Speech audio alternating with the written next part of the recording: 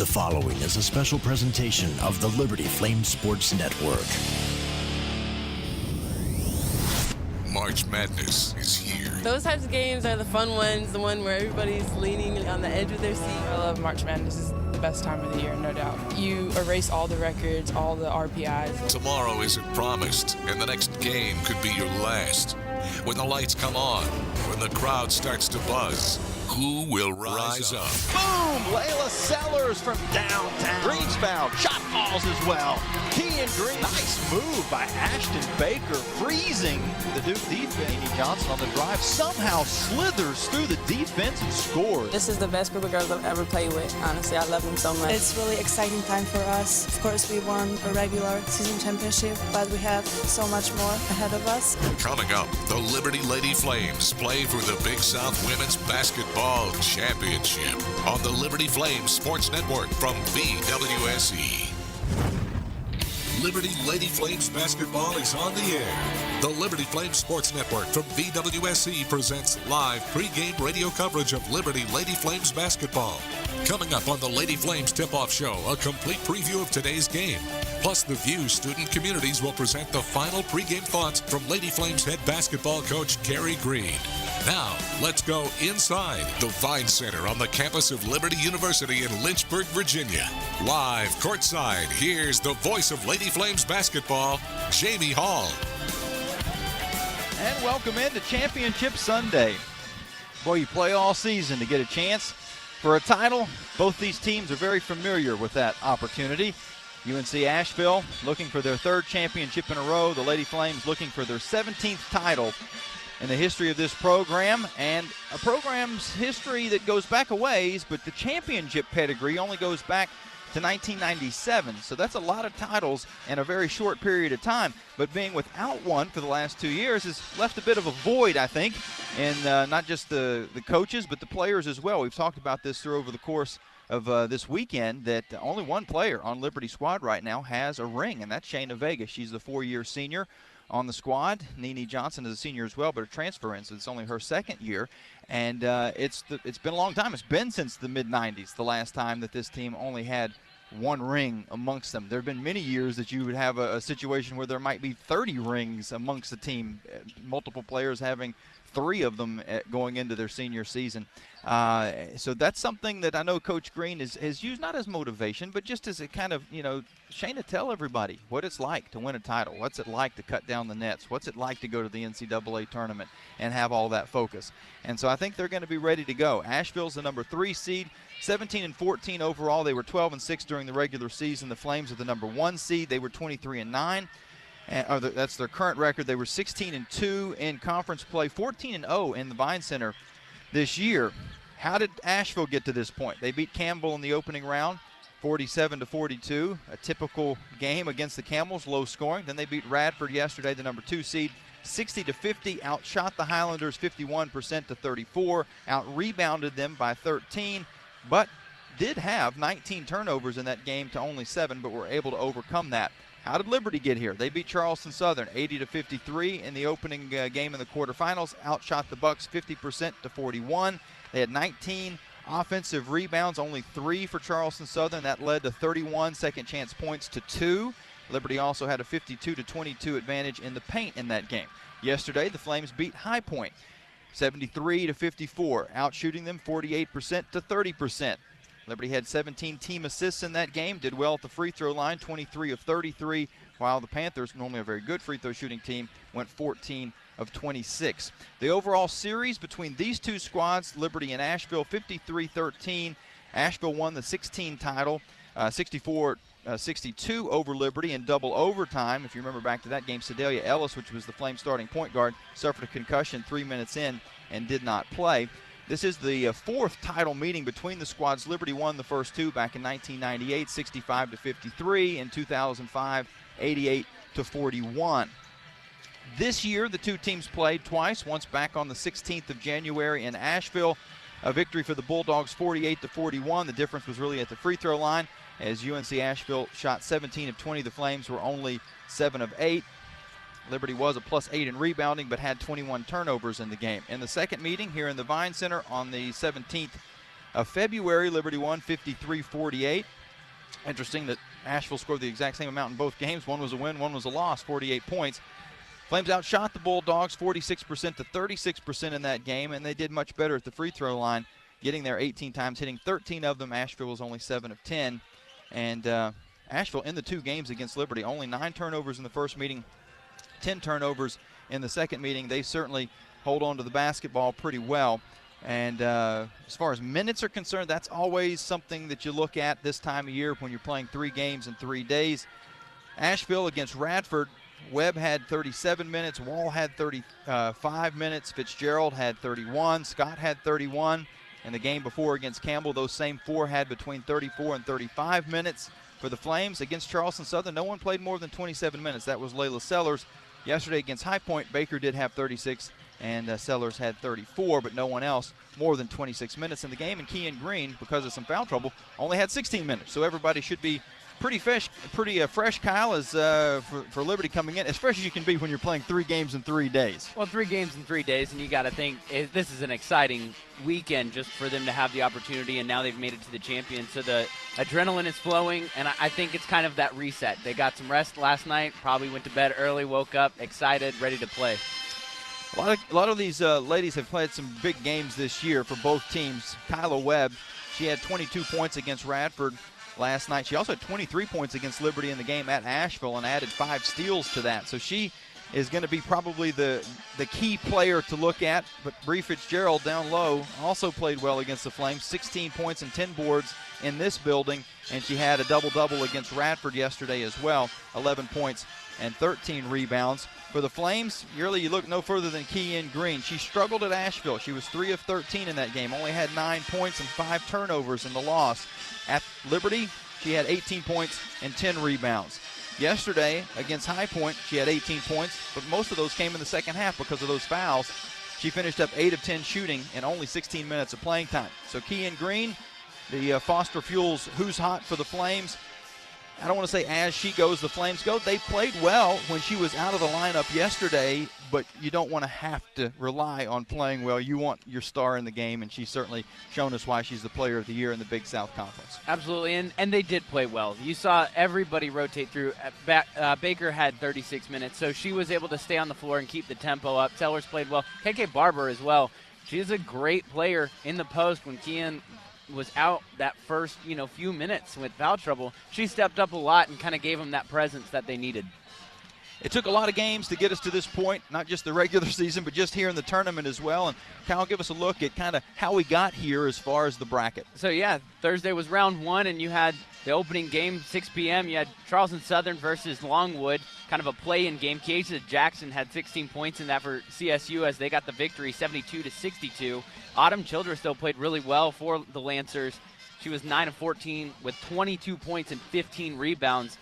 So a great game there. And then later on that night, Tiara Huntsman, 19 points and 7 rebounds for the number 7 seed Gardner Webb as they got the victory, 68-57. Annika Riley played pretty well for Winthrop, 12 rebounds on 36 minutes of playing time. And then we go to the quarterfinals on Friday. KK Barber, 18 points on 24 minutes. Very efficient for the win as Liberty comes in and played Charleston Southern, the winner of that one. But Jerry Nelms played well in that as well. With 11 points, she had low shots. Good on the free throws as well, which kept them in pace up until the second half as they kind of fell through. And then the fun game, 2 p.m. on Friday, number 4 High Point playing number 5 Presbyterian. And this was a shootout all the way to the end. In fact, it ended in a buzzer beater by Cameron Brown from just at the Big South logo, as it was an amazing play. Courtney Story, though, was the big story there as she had 22 points. She played the whole game in that one, and she was not the only one who played the whole game. 3 players from both teams played the whole game, which really kind of impacted the next game as they moved forward. Later on, Radford, they played Gardner Webb. And Claudia Quevedo, 12 points on 39 minutes. And people forget, when you're playing 39 minutes and you're just barely getting a chance to sit down and playing back-to-back games, it's rough. Savannah Plenovich had 16 points, 8 rebounds in the loss as Radford. Really, they had 2 opportunities with 19 seconds left in Gardner Webb being able to, push the ball, but they couldn't make anything. And Radford gets the win. UNC Asheville 47-42 against Campbell, like you just said.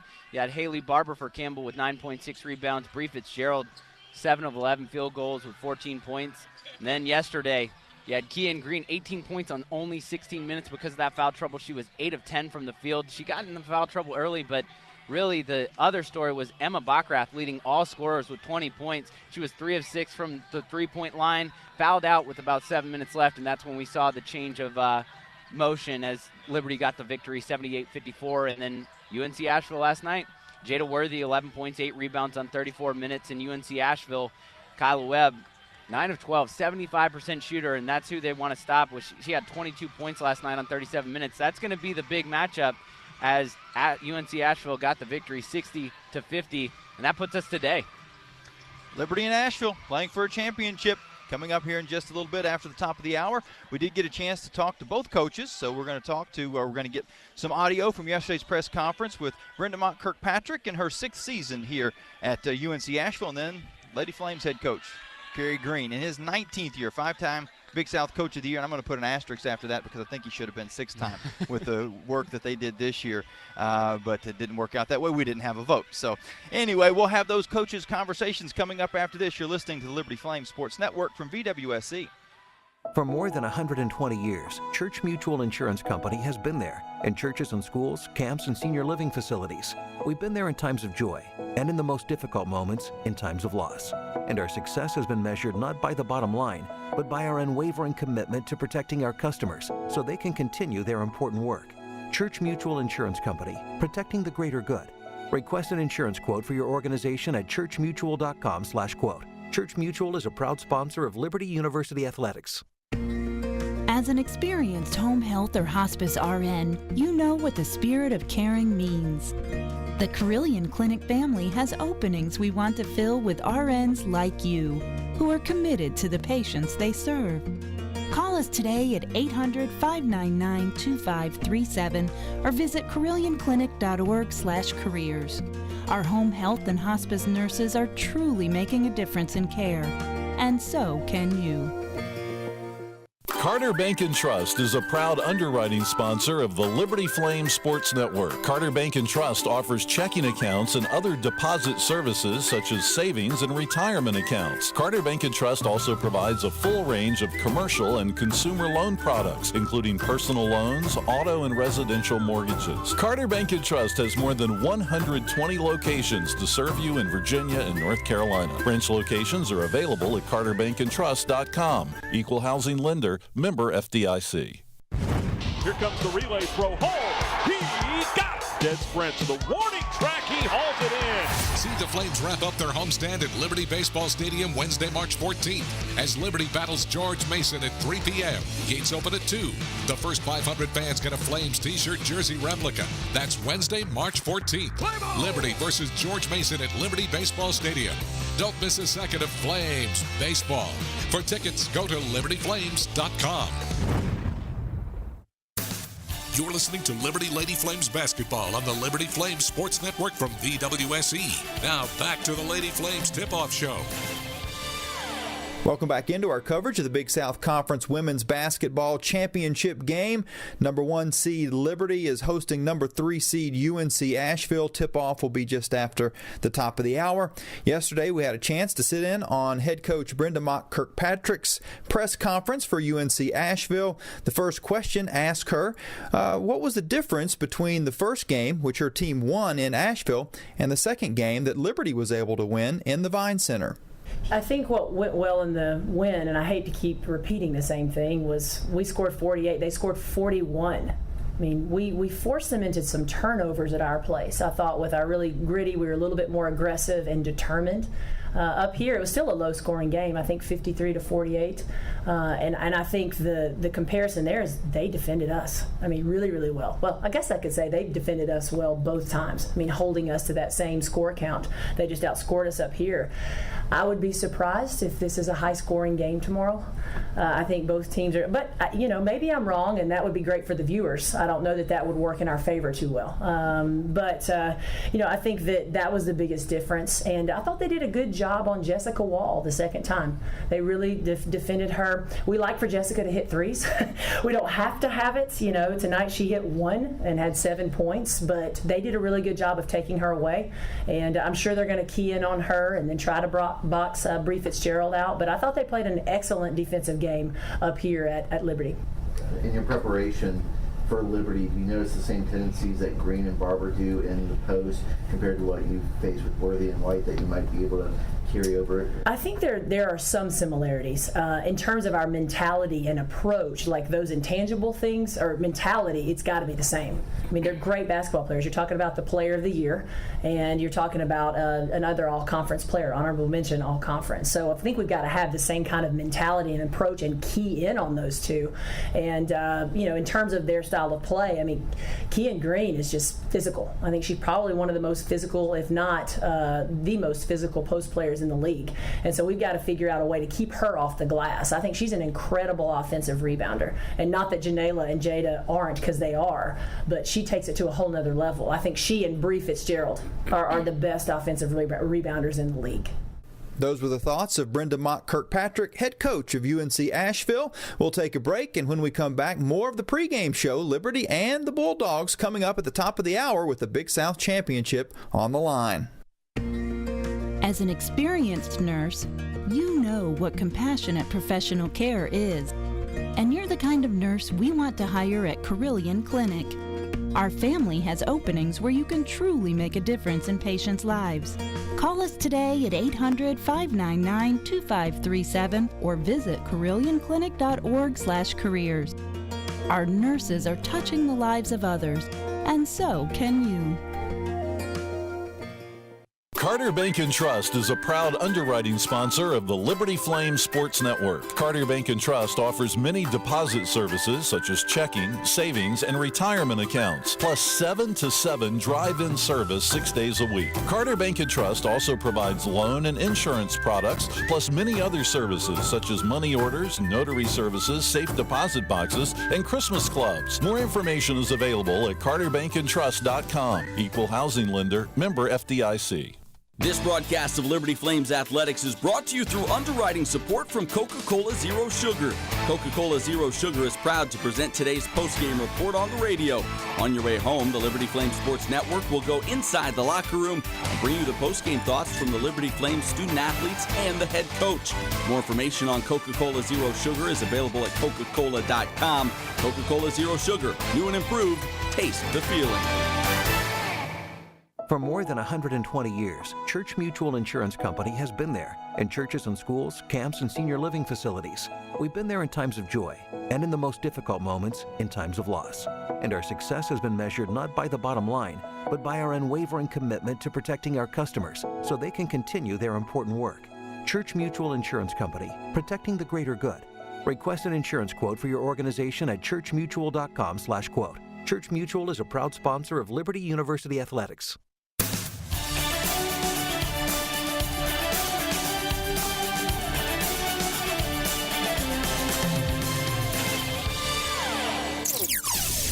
Pre-game radio coverage of Liberty Lady Flames basketball continues with the pre-game thoughts of head coach Kerry Green, presented by the View Student Communities. The View, college life off campus. Once again, here's the voice of the Lady Flames, Jamie Hall.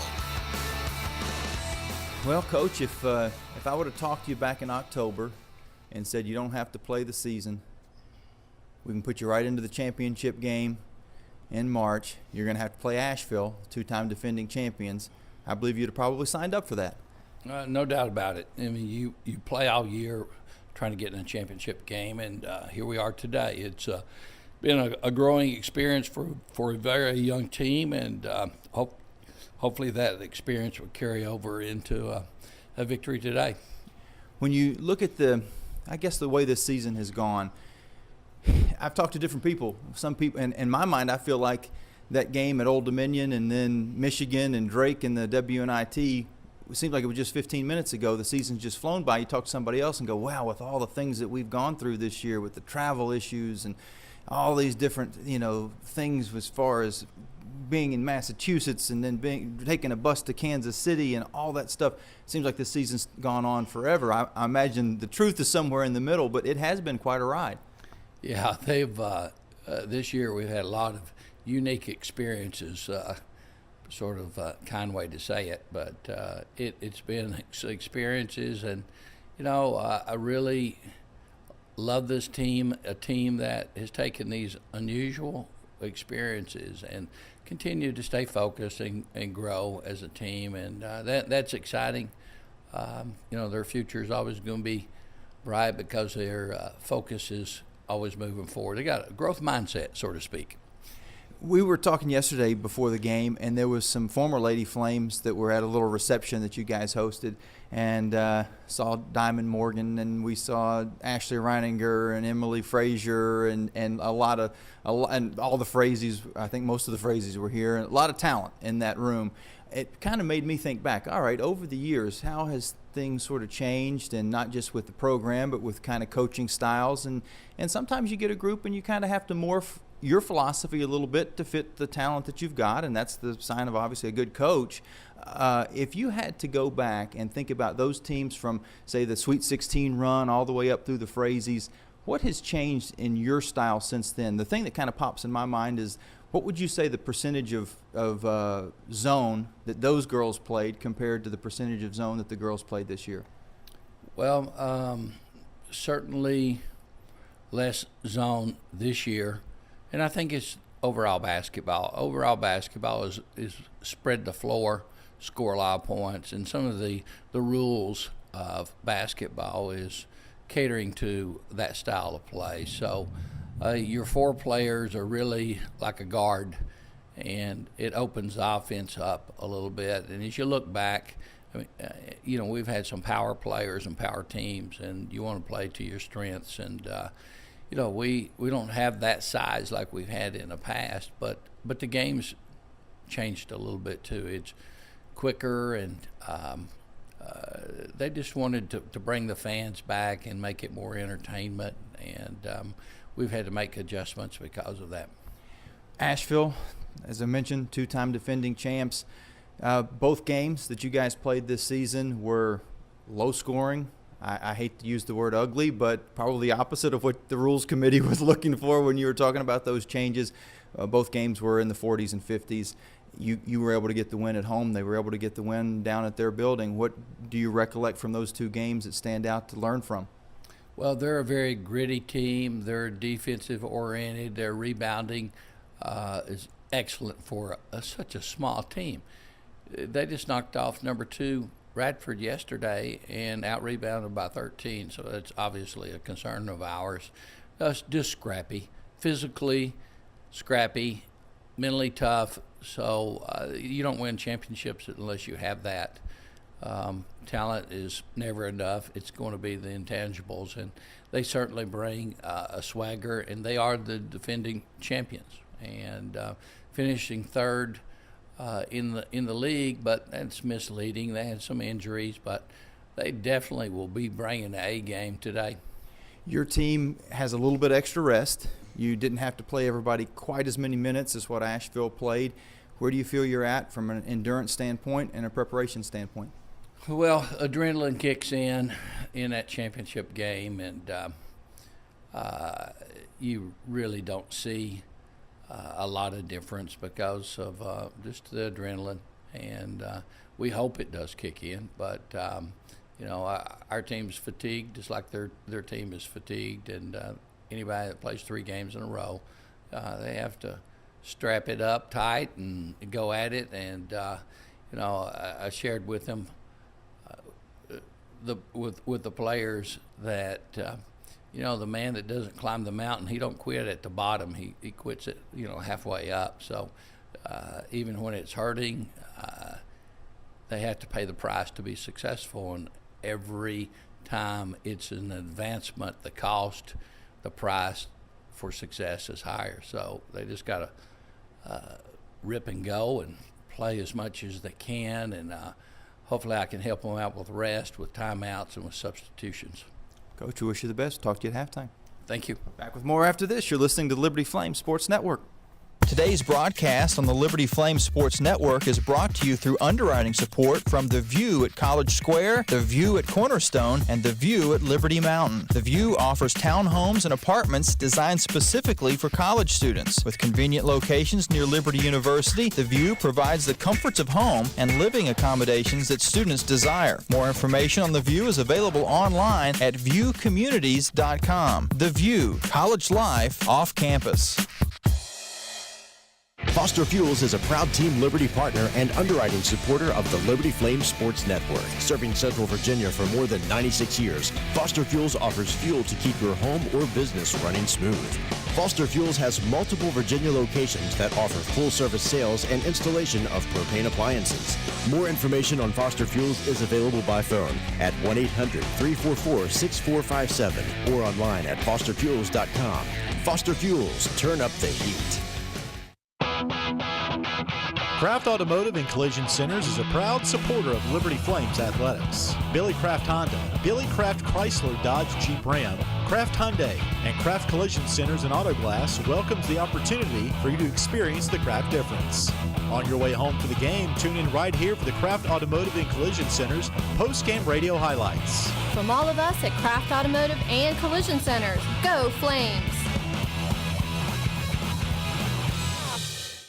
The First Bank & Trust Company is the bank that puts you first. First Bank & Trust is poised to handle all of your banking needs from personal and business banking to mortgages and investment services. With more than 20 office locations in Virginia and Tennessee, there's a First Bank branch near you. More information on the First Bank & Trust Company is available online at firstbank.com. They are the First Bank & Trust Company, maximizing the trust principle since 1979. Equal housing lender, member FDIC.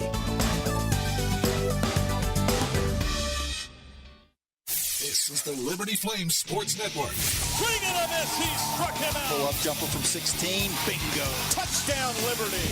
On 90.9, The Light, WQLU in Lynchburg.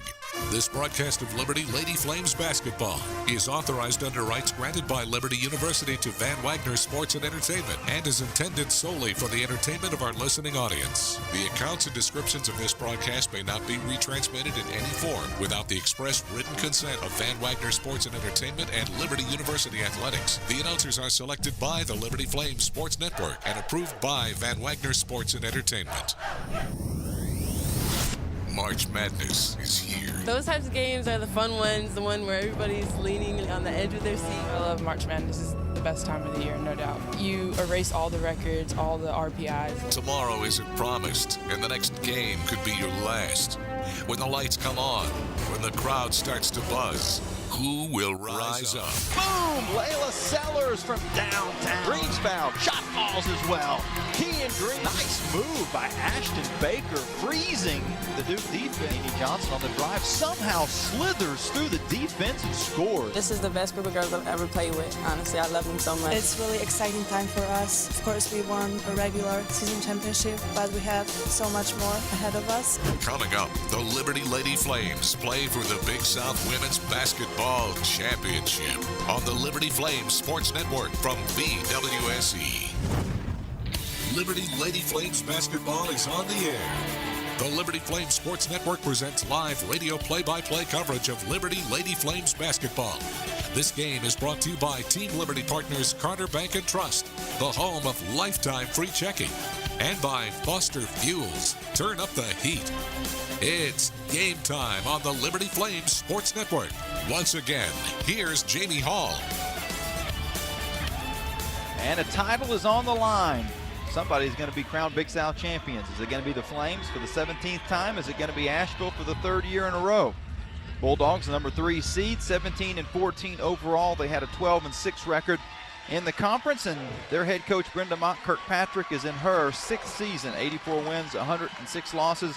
This is the starting lineup that she's going to put on the floor. Zip Scott, she wears number 3, a 5'4 sophomore from Anderson, South Carolina, averaging 7 points per game. Jessica Wall wears number 10. She is a 5'6 junior from Chapel Hill, North Carolina. She is averaging 10.3 points a game. She shot 212 three-pointers this year, hitting 38% from downtown. Also has a very good assist-to-turnover ratio, 76 assists to 35 turnovers. Kyla Webb wears number 11. She's second team all-conference, a senior, 5'7". Spartanburg, South Carolina had 22 against Radford yesterday. Had 23 points against the Flames down in Asheville. Added 5 steals as well, averaging almost 14 points a game. Tiffany Wilson, she was academic all-conference, wears number 23, a 6'1" redshirt junior from Forest Park, Georgia. 3 points, almost 5 rebounds a game for Wilson. Finally, Bree Fitzgerald, first team All Big South Conference, wears number 34. She is a 6-foot-tall senior from Danville, Virginia, George Washington High School. 14 points, 8 rebounds against Campbell in the Big South tournament. 11 points, 13 rebounds against Radford. Also played well in this building against the Flames. Had a double-double with 16 and 10. She's averaging over 14 points and 10 rebounds per game. For the Liberty Lady Flames and Coach Kerry Green in his 19th year, 439 wins, 167 losses. As you can hear the crowd in the background, pretty fired up. Good crowd on hand and loud so far as the Flames starters were announced. Tatiana Crowder is a 5'6" junior, wears number 4 out of Roanoke, Virginia. She had 8 points against Asheville here at Liberty. Ashton Baker wears number 12, a 5'6" freshman from Nesbitt, Mississippi, the freshman of the year in the Big South Conference. She had 14 points, 4 rebounds, 3 assists, and 4 steals against High Point last night. Layla Sellers had 6 steals in that, or 6 assists, I should say, in that game against the Panthers. She is a sophomore, 6 foot tall, out of Lakeville, Minnesota, wears number 14. Kean Green, the player of the year in the Big South, wears 21. She is a 6'1" sophomore from Philadelphia, Pennsylvania. 18 points in only 16 minutes against the Panthers yesterday. She leads the team and the league, shooting 62% from the field, 13.6 rebounds a game. Finally, KK Barber wears number 30, a 6'1" junior out of Charlottesville, Virginia.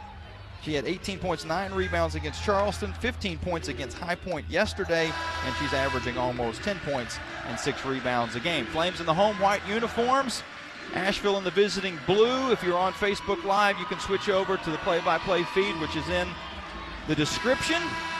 We'll be back for post-game interviews on Facebook. For those that are still with us here in the building, are driving around, sitting at home, the Flames win the opening tip, and they've got the basketball in the first possession of this Big South title game. Liberty going from right to left in the first half. Green with the basketball up top. Goes on the far side to Baker. Baker dribbles around a screen, pulls up from 16, in and out. Rebound tipped by Crowder, but right to Tiffany Wilson, and now Asheville with the basketball. Up court, Jessica Wall. At the top of the arc, Crowder on her. Now all the way to the near wing. She's going to try to drive baseline. Cut off. Gets it back to Scott. And we're going to get a foul call against Liberty. Ashton Baker came crashing into the screen.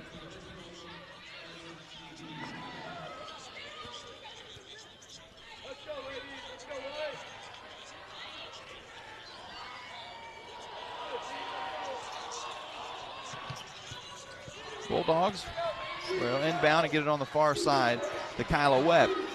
No score, just underway. Big South Championship games. To Fitzgerald, top of the arc. She hands it back off to Webb. Webb slips through Sellers, missed the shot. Rebound Barber, and the Flames get the ball back. Baker across half court. These teams played a couple of low-scoring affairs in the regular season. Both squads winning one. Barber inside to Crowder, and she couldn't quite handle the pass. Out of bounds. Turnover, Liberty. And the game down at Asheville in January, Bulldogs won 48-41. In mid-February, Liberty won in this building 53-48. Asheville having a little trouble getting it across half court. Sellers knocks it out of bounds. Bulldogs are only going to have 3 seconds to get it across half court. They're going to have to do it in a hurry. Inbounds comes to Fitzgerald, and she lost it on the sideline. And Fitzgerald knew that she only had 3 seconds, so she kind of rushed things a little bit. Flames forced the turnover, get the ball right back. Still no score. About a minute and a half in. Both teams maybe with a little bit of nerves in the early going. Baker's going to try to drive. She keeps her dribble on the floor, but then loses the ball out of bounds. She slipped to the ground, kept the dribble going, Then it deflected away. Liberty with a couple of early turnovers. Wall across the timeline for the Bulldogs of Asheville. Dribbles to the top of the arc, comes around a hedge, gets it back to Fitzgerald. Fitzgerald on the far wing to Zip Scott. She finds a little open space. Her pull-up jumper is good. First basket of the game, the Bulldogs lead 2-0.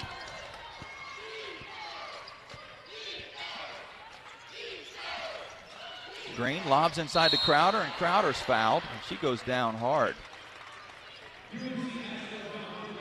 It's surprising it took almost 2 minutes to get those first points. As now we're just at 7:52, 2-0. We expected a little bit quicker pace, maybe. Liberty inbounds to Sellers. Sellers all the way at the top.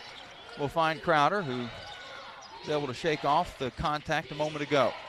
Barber has it knocked away from her. She saves it from going out of bounds, but it comes to Scott. Scott dribbles down court on Baker.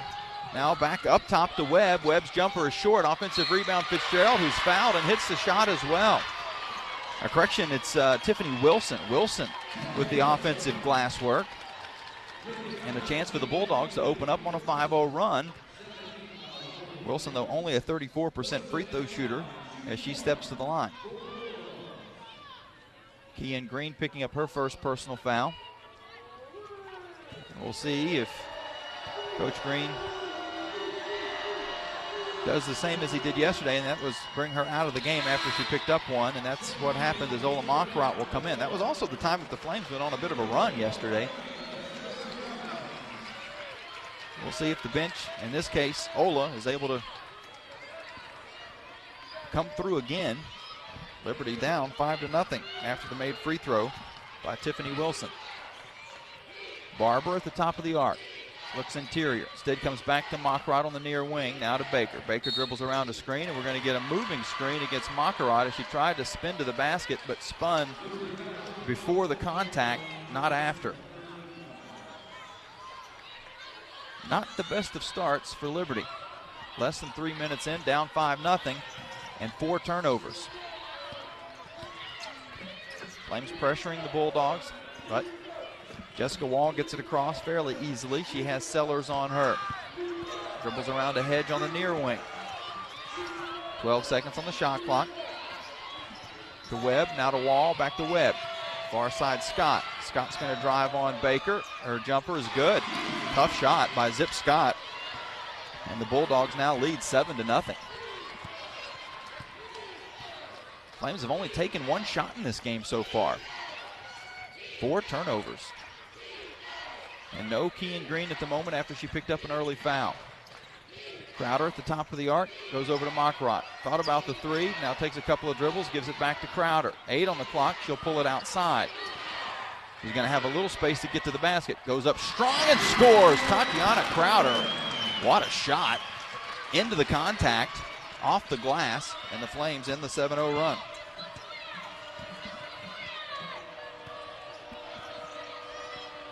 Bulldogs, Jessica Webb to Zip Scott. And Scott is fouled by Barber, 30 feet from the basket. Already 4 team fouls against the Flames. With 6:05 to go, the Bulldogs will be in the bonus from here on. Bridget Rettstadt and Nene Johnson will check into the game for Liberty. Baker and Barber come out. Webb at the top. Also, Ali Trani in for the Bulldogs, seeing her first action. Zip Scott at the top with Johnson on her. Comes around a screen, passes it to Trani in the corner. Her 3-pointer is good. Ali Trani, a 24% 3-point shooter on the year, has given UNC Asheville a 10-2 lead. Crowder on the drive, gets around the defense, missed the shot though. Rebound, Brooke Jordan Brown. Jordan Brown gave Fitzgerald a rest when they saw Green come out of the game. Now the ball's knocked loose by the Flames and they get a steal. Nene Johnson, back up court. Pull up against Scott, short. And Scott gets the rebound.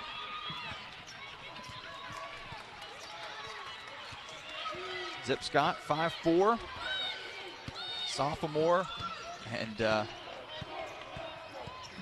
she's another one that doesn't play like what the book shows her height at. Jessica Wall at the top of the arc. Picks up her dribble, gets it back to Scott.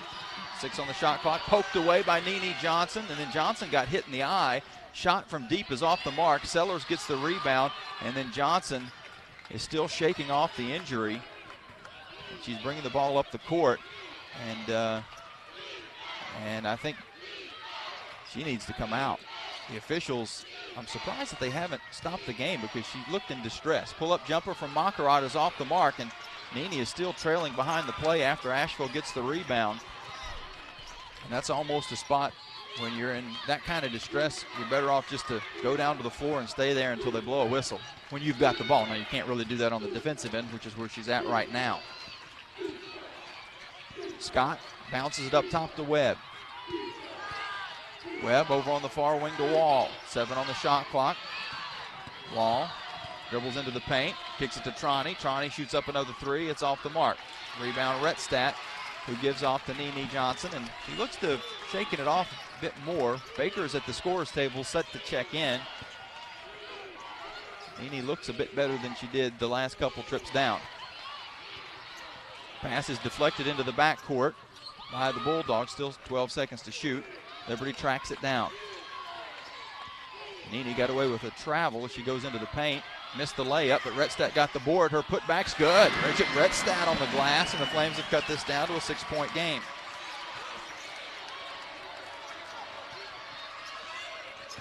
Rettstadt has played well for Liberty, coming in off the bench in the last 2 games here in the championship. She had missed 7 games with an ankle injury late in the year. 3 minutes to go, first quarter. Asheville 10, Liberty 4. Wall at the top. Back to Webb. Webb dribbles on Crowder. Gets into the paint, kicks to Troney. Her baseline jumper hit the side of the backboard. Nene Johnson gets the rebound. Flames have a little momentum on their side as Nene brings it down court. And she does look back to 100% now. Up top to Makarat for 3. Off the mark, but an offensive rebound by Sellers, and her stick back's good. Back-to-back offensive boards for the Flames. They cut this down to a 4-point Asheville lead. Liberty showing trap near midcourt. Bulldogs pass out of it. Webb will hand back to Wall. Now Webb again. Kyla Webb with 15 seconds to shoot. Dribbles against Makarat. Now comes baseline. Slips through. Missed the shot. Rebound controlled by Johnson. Out of the pack. Almost lost the handle. Gets it back. Down court to Crowder. Crowder up top to Makarat. Now back to Johnson. Makarat posting up on the inside. Haven't been able to get her to the ball as Crowder dribbles down, gets it to Rettstadt. Rettstadt missed the shot, got her own rebound, tries to go back up with it. She's hit, no call. Rebound, back to Rettstadt again, kicks it outside to Sellers for 3. Boom! Layla Sellers from 3rd Street, more offensive rebounding by the Flames. They've cut this down to a 1-point game. Timeout Asheville. That'll bring us to a 32nd timeout, so we'll keep it here. No, actually, you know what? We haven't had the under 5 media timeout yet. We've gotten all the way down to 1:25 to go in the game without a stoppage. Isn't that pretty wild? That goes back to about the time Nene got hurt. It's just been back and forth, no whistles, and about 4 minutes of playing time. So we'll take a timeout and be back after this. It is currently 10-9, Asheville on top here in the Big South title game. Make a difference for Liberty Athletics by becoming a member of the Flames Club. Membership starts at just $60, and you can enjoy preferred parking, seating, and game day hospitality privileges. More importantly, your gift is an investment in the lives of our student athletes, enabling them to compete in Division I athletics while receiving an outstanding Christ-centered education. Your support also serves to provide our teams with the resources they need to win at the highest level. Join today. Visit libertyflames.com/Flames Club.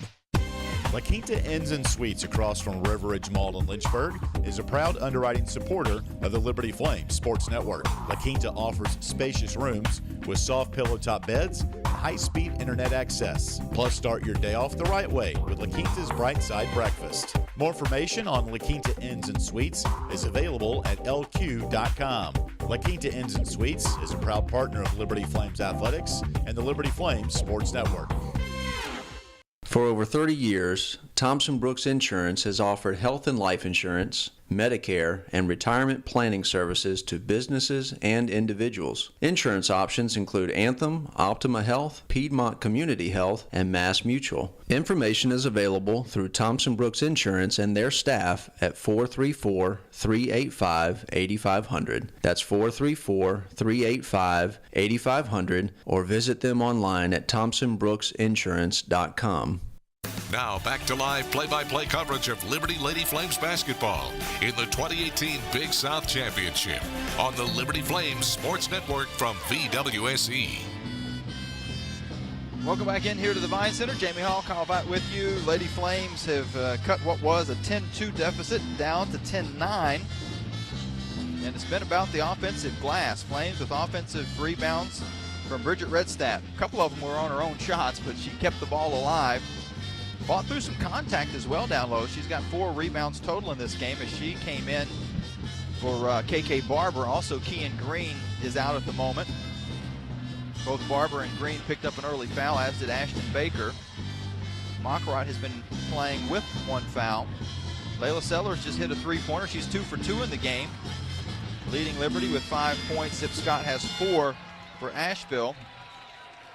Flames did start off with 4 early turnovers in the game. They've not turned the ball over during this run that is 7-0.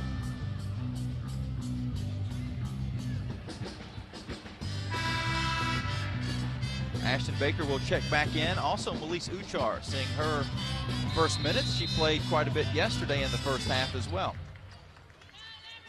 And the Flames win over High Point. Fitzgerald has come back in for the Bulldogs.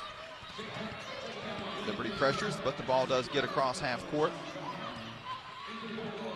And Wall will get it over on the far wing to Nadaria Evans, who had just come in for the Bulldogs. She looks for a screen and then gives it underneath to Fitzgerald, who has a shot blocked by Mockrot. Offensive rebound pulled in by Wilson, knocked away again now. Johnson has it. She pulls out of the pack and draws the foul. Nice recovery by Ola Mockrot. Come back over the top and block someone who's not easy to block. Liberty with a chance to take their first lead of the game after trailing by as many as 8. 45 seconds to go first quarter. Uchar with the ball, top of the arc. Now to Baker. Baker pulls it outside and hands off to Johnson. Johnson to Mockrot, Mockrot to Uchar. Uchar on the near wing. Will step into a 3. It's off the mark, but the rebound is out of bounds, and it's going to be Liberty basketball as players collided in the corner, Wilson and Mockrot. Fans were wanting a foul. There was contact, but the Flames do hold on to the possession. 26 seconds to go in the quarter, a fresh shot clock, so it means there is no shot clock. Liberty can hold for the final attempt. Asheville will have the ball to start the second quarter of play, barring a tie-up here in the final seconds. Mockrot back to Baker. Baker on the far wing hits Mockrot. Mockrot's going to try to drive, gets through to the hoop and gives off to Johnson, who's open for 3, off the mark. High soaring for the rebound is Uchar. She resets, 5 seconds to shoot, and then has her pass picked off by Webb. Webb goes all the way down the court and missed the lay-in as time expired. Kyla Webb had nothing between her and the basket other than Uchar running after her, but still, that was a pretty easy lay-in that Kyla Webb missed as the horn sounded, and we go to the second quarter with Asheville holding on to a 10-9 lead. We'll take a timeout when we come back. A game at a glance with Kyle. You're listening to the Liberty Flames Sports Network from VWSE. Owned and operated by Liberty alum, Larry's Tire is a proud underwriting partner of the Liberty Flames Sports Network and presents today's game statistics. With 2 locations at 1070 Woodbury Square Place off 221 in Lynchburg, and their shop off Candler's Mountain Road across from Red Lobster. Larry's Tire is your one-stop shop for all your automotive needs. Larry's Tire is open Monday through Friday, 7:30 a.m. to 5 p.m., and Saturday from 8 a.m. to 1 p.m. More information on Larry's Tire is available at larrystireservice.com.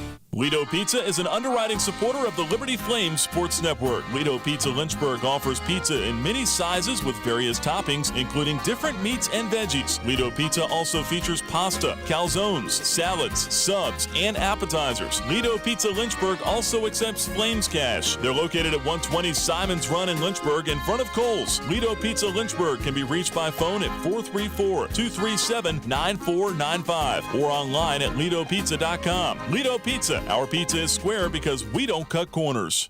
Today's broadcast on the Liberty Flames Sports Network is brought to you through underwriting support from The View at College Square, The View at Cornerstone, and The View at Liberty Mountain. The View offers townhomes and apartments designed specifically for college students. With convenient locations near Liberty University, The View provides the comforts of home and living accommodations that students desire. More information on The View is available online at viewcommunities.com. The View, college life off campus. Live radio play-by-play coverage of Liberty Lady Flames basketball continues with a Carter Bank & Trust game in a glance. Carter Bank & Trust, the home of lifetime free checking. Welcome back to the Vine Center. Kyle Vada alongside Jamie Hall here for your Carter Bank & Trust game in a glance, as it was all UNC Asheville Bulldogs at the beginning, coming off to a 7-0 run. But then the Flames kind of turned things back around. They got control of the ball and the possession as the Flames were able to score a couple. Asheville put up 3 more points, running the score to 10-2 at one point. But then they didn't score over the next 5 minutes and 47 seconds as the Flames come back within 1 point. Current score is 10-9 at the beginning of the second quarter. Jamie, you've got to believe that they want to be able to get some of their starters back in for the Flames. Yeah, curious to see. We saw the same thing kind of happen yesterday when Kean Green picked up an early foul, came out of the game, and missed most of the first quarter. Again, only 1 foul. KK Barber also saw limited minutes because of picking up an early foul. Barber only played 4, Kean played 2. They're both out there now with Baker, Sellers, and Johnson. Ooh, you know, it's good to see the Flames kind of bounce back after their first deficit here at the tournament this year. Asheville does have the ball to begin the second. Pull-up jumper by Wall on the near wing is good. Jessica Wall has pushed it back out to a 3-point lead for the Bulldogs. Barber up top for Liberty. Gets Green.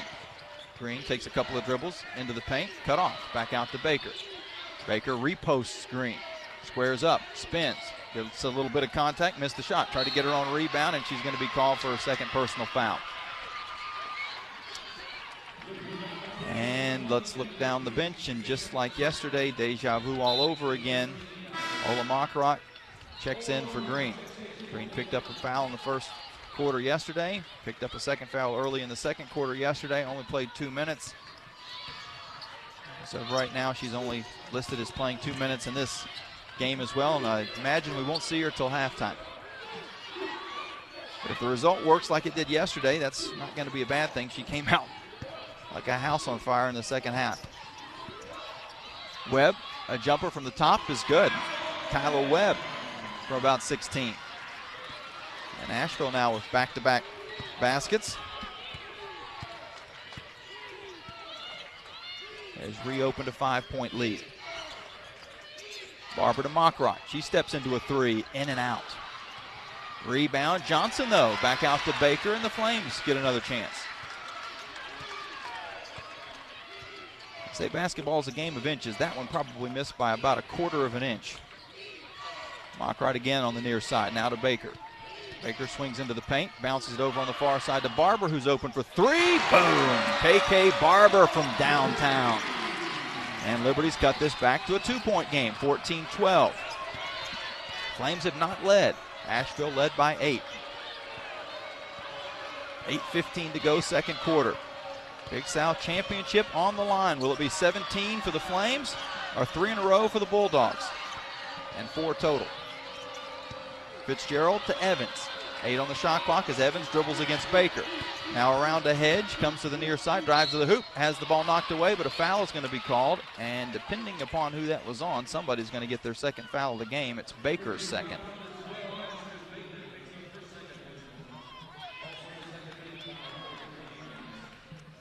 Not a lot of free throws in this game so far. The Bulldogs are shooting their second and third attempts. The Flames have not shot a free throw yet.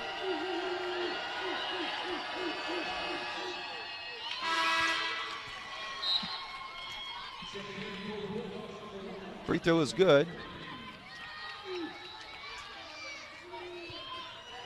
By Evans, a 55% shooter on the year. Bulldogs as a team shoot at 63%. Evans makes them both.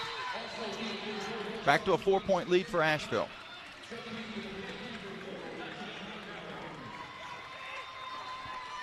It's been part of the story. The Flames haven't even shot any free throws yet because there's only been 2 fouls on the Bulldogs, not sending any Flame to the line.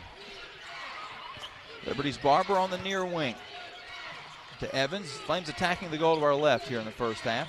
Cross court to Crowder. Crowder's going to take a three-pointer and nail it. Tatiana Crowder with a huge 3. Liberty's cut this back to a 1-point game. Crowder hit a big 3 in the first half yesterday against High Point. Webb, backdoor pass is stolen away by Makarat. Makarat now leads a 3-on-3 up court for Liberty. Gives back to Crowder, and Crowder's going to slow things down. Baker is out of the game with that second foul as Crowder is going to try to drive, gets to the hoop, missed the lay-in, but drew the foul. Late whistle, but the right call, and Tatiana will go to the line for 2 shots. And quite a crowd has developed here in the Vine Center. Say even more than yesterday. Somewhere over 2,000 folks come in to support Liberty. Tatiana Crowder with a chance to give the Flames their first lead of the game. First free throw is no good, rattled out. Boy, same thing happened on Makarat's shot a minute ago. Ball was 3/4 down and popped out. Crowder, a 67% free throw shooter on the year. Still one more to try to tie. Tatiana had 8 points against Asheville in the game at Liberty between the two teams. Missed the second free throw, 0 of 2. Empty possession for Liberty after a nice drive by Crowder. 7 minutes to go, second quarter. Bulldogs 16, Flames 15. Zip Scott drives on Johnson. Defended well, gets it outside to Corporing. Amiria Corporing to Scott. Scott with 7 on the shot clock. Looks for a screen, dribbles around the hedge, finds a little bit of space, forces up a wild shot. It's well off the mark, and the Flames get the rebound. Crowder hands off to Johnson. Another chance for Liberty to get their first lead of the afternoon. To Barber at the top of the arc. She'll hand off to Crowder. Crowder waits for a screen. Back to Makarat. Still 10 seconds to shoot as Makarat will hand off to Crowder and cut to the hoop. Back to Johnson. 5 to shoot. Into Makarat. She'll go to the hoop and score. Nice play on the feed from Nene Johnson. Ola Makarat has given the Flames their first lead of the game. Liberty pressuring the ball at midcourt. Corporing does get it across. Webb is getting a rest on the bench for the Bulldogs at the moment. Scott to Trani. Trani now to Scott. Back to Trani. 10 on the shot clock. She has Makarat on her. Hands off to Wall. Wall dribbling against Johnson. Comes around near side. Pull-up jumper is way off the mark. Air ball out of bounds. As the shot clock expires, the Flames with a couple of nice defensive stops. About halfway through the second quarter, Liberty a chance to now extend on a lead. They were down 10-2. They have outscored the Bulldogs 15-6 since then. Makarat to Barber. Barber back to Mockrock. She's going to step into a long three, just a bit short. Asheville with the rebound. Scott across. Passes it back to Wall. Wall will dribble between the circles. Around a screen, finds an open three. It's well off the mark though. Rebound Johnson. And I say open, it was open but from deep. Johnson all the way down court for Liberty, lost the handle, got it back, and she was out of bounds. That brings us to a timeout. 4:47 to go, second quarter of play. Liberty leading Asheville now, 17-16. Did forget to mention one thing as we head to this timeout, the officiating crew for today's game. Eric Bruton, Karen Prado, Jennifer Rizak, a very accomplished officiating crew is calling this one. The Flames had been down by 8. They now lead by 1. We'll take a timeout and be back after this. You're listening to the Liberty Flames Sports Network from VWSC. True Flame fans know where to shop to show their pride. Shop LibertyFlames.com. We're your one-stop shop for official Liberty Flames merchandise. Plus, all orders ship free. Go red, white, and blue and visit ShopLibertyFlames.com today. That's ShopLibertyFlames.com. ShopLibertyFlames.com is a proud sponsor of Liberty Athletics. For all your Liberty Flames apparel needs, visit ShopLibertyFlames.com today. This broadcast on the Liberty Flames Sports Network is made possible through underwriting support from Peary Family Dentistry. Peary Family Dentistry specializes in dental implants, cosmetic dentistry, extractions, and more. Their office uses state-of-the-art technology to treat patients of all ages and accepts most insurances, including Anthem. Peary Family Dentistry is located at 2229 Mural Road next to EC Glass High School in Lynchburg. You can reach the office by phone at 434-847-5331 or online at PearyFamilyDentistry.com. Hi, everybody. This is Alan York for Universal Tees and Monogram Love in Forest, Virginia. When Liberty Athletics has a t-shirt or sports polo need, they count on the professionals at Universal Tees for prompt and impeccable service. From embroidery to screen printing, no job is too big or too small for the fine folks at Universal Tees. Need a gift for an upcoming birthday or holiday? Universal Tees and Monogram Love are waiting for your next visit. Located off Corporate Park Drive in Forest, Virginia, Universal Tees and Monogram Love are proud radio sponsors of Liberty Flames Athletics.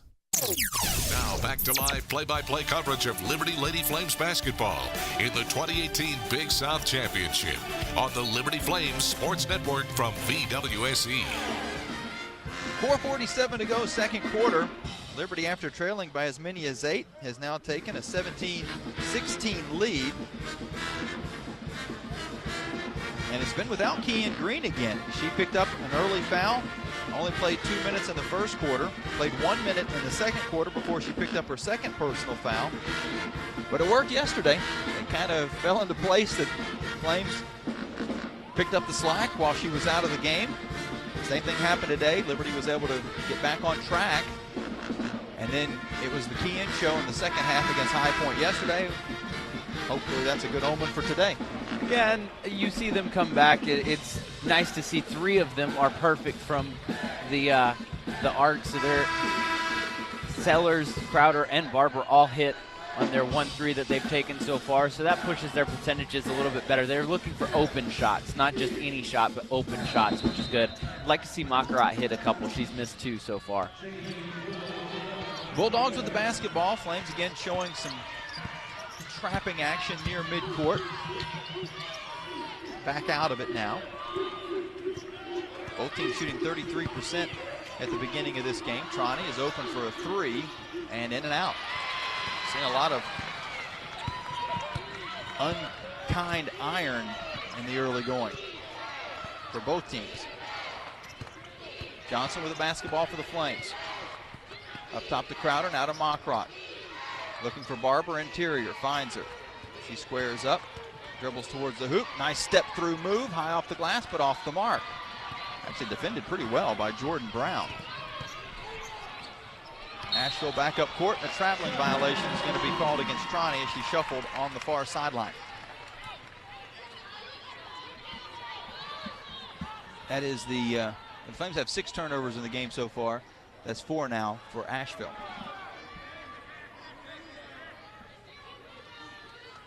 Bulldogs 6 of 19 from the field, the Flames 7 of 21. Liberty has hit 3 3-pointers, 3 of 8. Asheville 1 of 5. Flames 0 of 2 from the free throw line. The Bulldogs 3 for 3. Rebounding is 18-10 in favor of Liberty. Mockrock with the ball in the near wing. Up top to Crowder. Crowder will dribble it back to the near side and try to penetrate. Gets to the hoop but missed the shot. Rebound, Jordan Brown. Still 17-16 Liberty. Bulldogs haven't scored in a while. Last 4:24. Flames haven't scored in about 3 minutes. Troney going to try another three-pointer, this time on the near wing. She hits. Not a high percentage, but you can't leave her wide open like that. She only shoots at 24%. But her 2 makes in this first half, there wasn't anyone near her at all. And the Bulldogs retake the lead, 19-17. Johnson dribbles and hands off to Barber. Barber's going to take a three-pointer. It's off the mark. Rebound, Johnson. Johnson's putback's no good, but she's dragged to the floor, so Nene Johnson will get a couple of free throws. Another offensive board for the Lady Flames. They now have 8 in the game. That's led to 10 second chance points. These free throws could add to that. You see Troney is on Makarat. When you have that mismatch right there, the Flames need to go at that. Makarat can shoot right over her as Johnson misses the first. This game is eerily similar to yesterday. The Flames missed some free throws in the early going. Green hit foul trouble. Liberty 0 of 3 from the free throw line.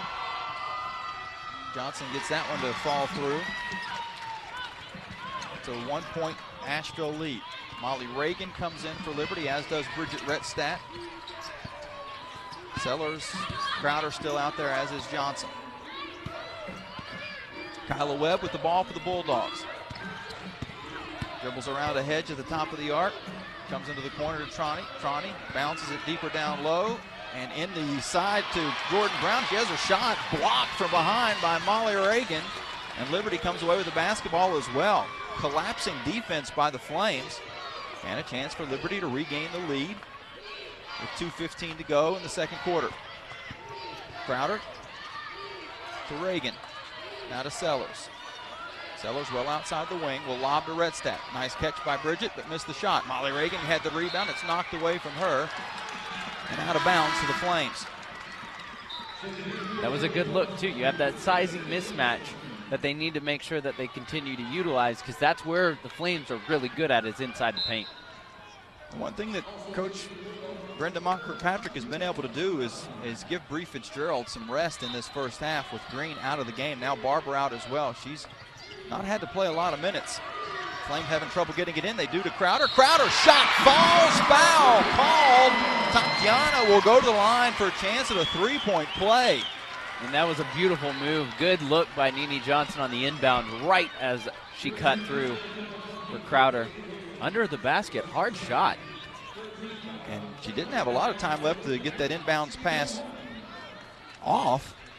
Did it just probably in time, and Crowder took the contact and hit the shot. Now to the free throw line to try to give the Flames a 2-point lead, but she comes up short. Rettstadt, though, with the offensive rebound. Her shot is well off the mark, though. That was one where you probably could have just pushed that one back out, as the Flames are going to get called for a foul. Crowder bumps into Wall. Only the third team foul. Both teams still have one foul to give in the final minute 51. Liberty back up by 1, 20-19. Corpering into Wall. Wall back to Corpering.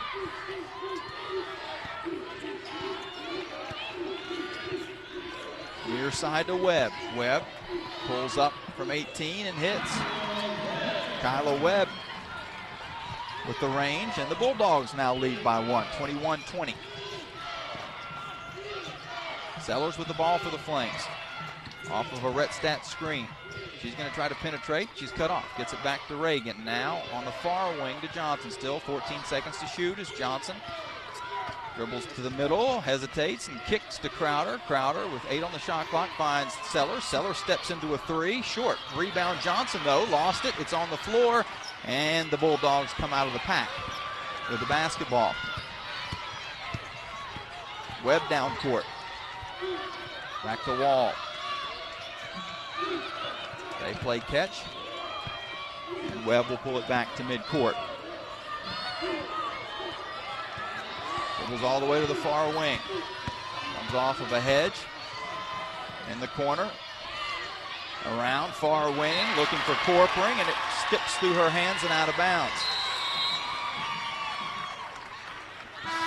Zip Scott will check back in for the Bulldogs. 38.2 to go in the half. So about an 8-second difference between the shot clock and game clock.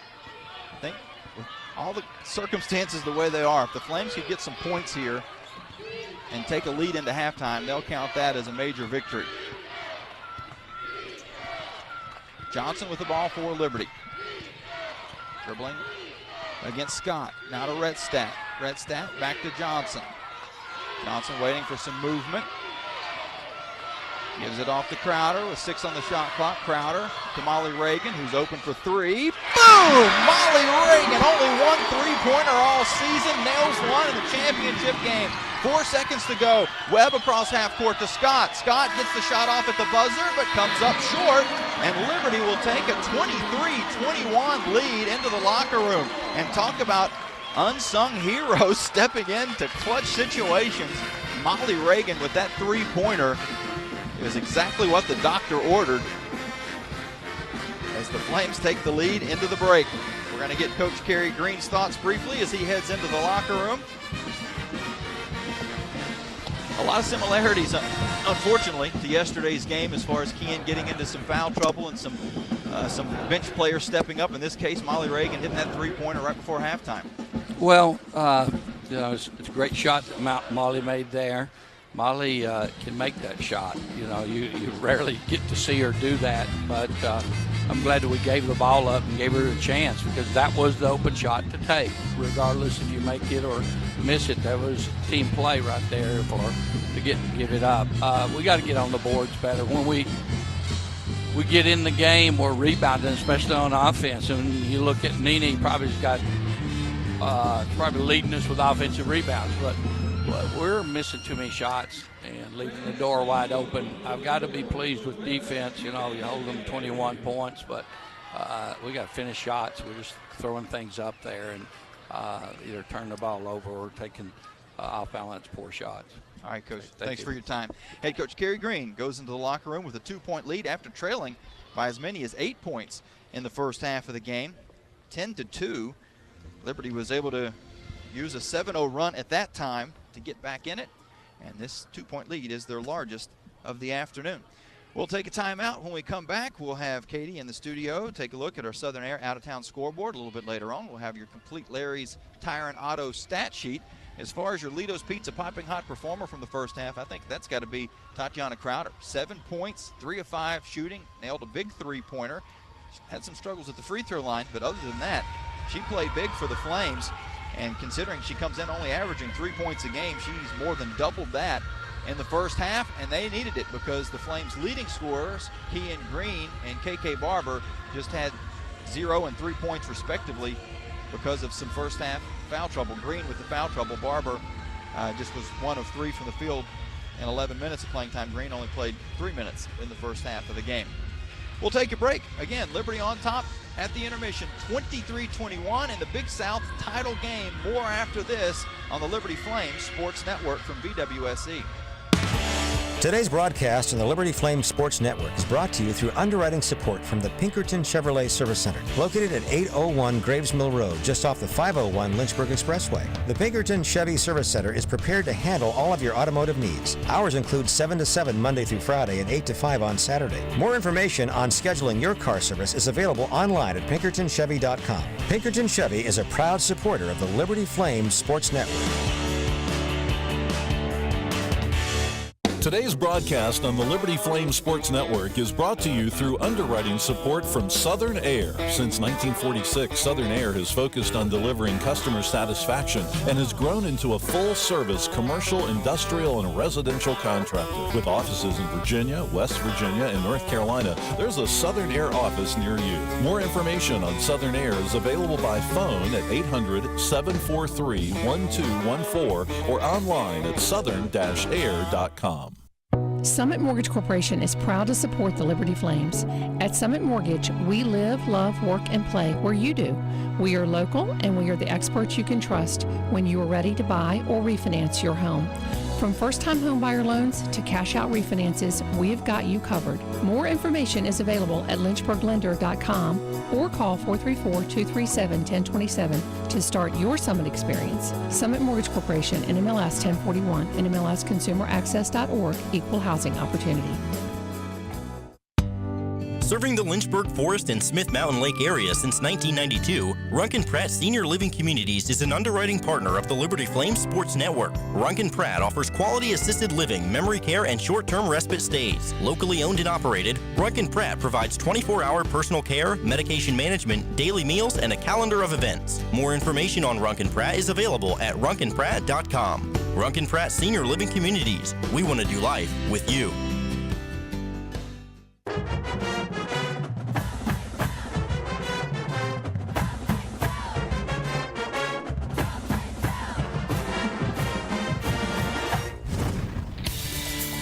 Minutes are in the book. Take a breather and relax as we enter the Runkin Pratt halftime report.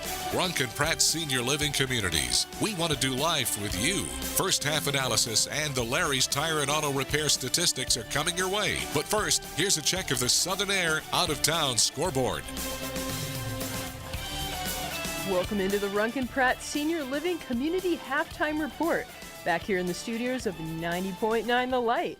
And what a final championship game we have going on here in the Vine Center. Your Lady Flames have made it to this final game.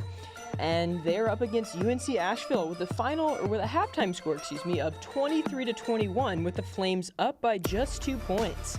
And that came after a big Molly Reagan three-pointer that hit just before halftime. But yeah, this one's a really, really close game, and we expected a low-scoring game. And that's kind of where we're at right now. Started slow for Liberty as Asheville started off on a 7-0 run. But the two battled it out until Liberty was able to take the lead in the second quarter. And then we had a lead change several times until here we are at halftime with the Flames up by 2 points. Our leading scorer for the Flames right now is Tatiana Crowder with 7 points. And Red Stat's got 7 rebounds already. So we've got some good offense and defensive rebounds coming from her. But halftime score of 23-21. But let's kind of take a look at how the Flames got here and just how the tournament started off before. Because on one side of the bracket, we started off with Charleston Southern knocking out Longwood 72-62.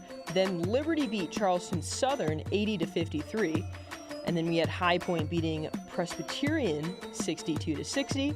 And that's how we ended up with having Liberty and High Point playing yesterday, which Liberty got the win there. And then on the other side, we had Gardner-Webb. They knocked off Winthrop 68-57.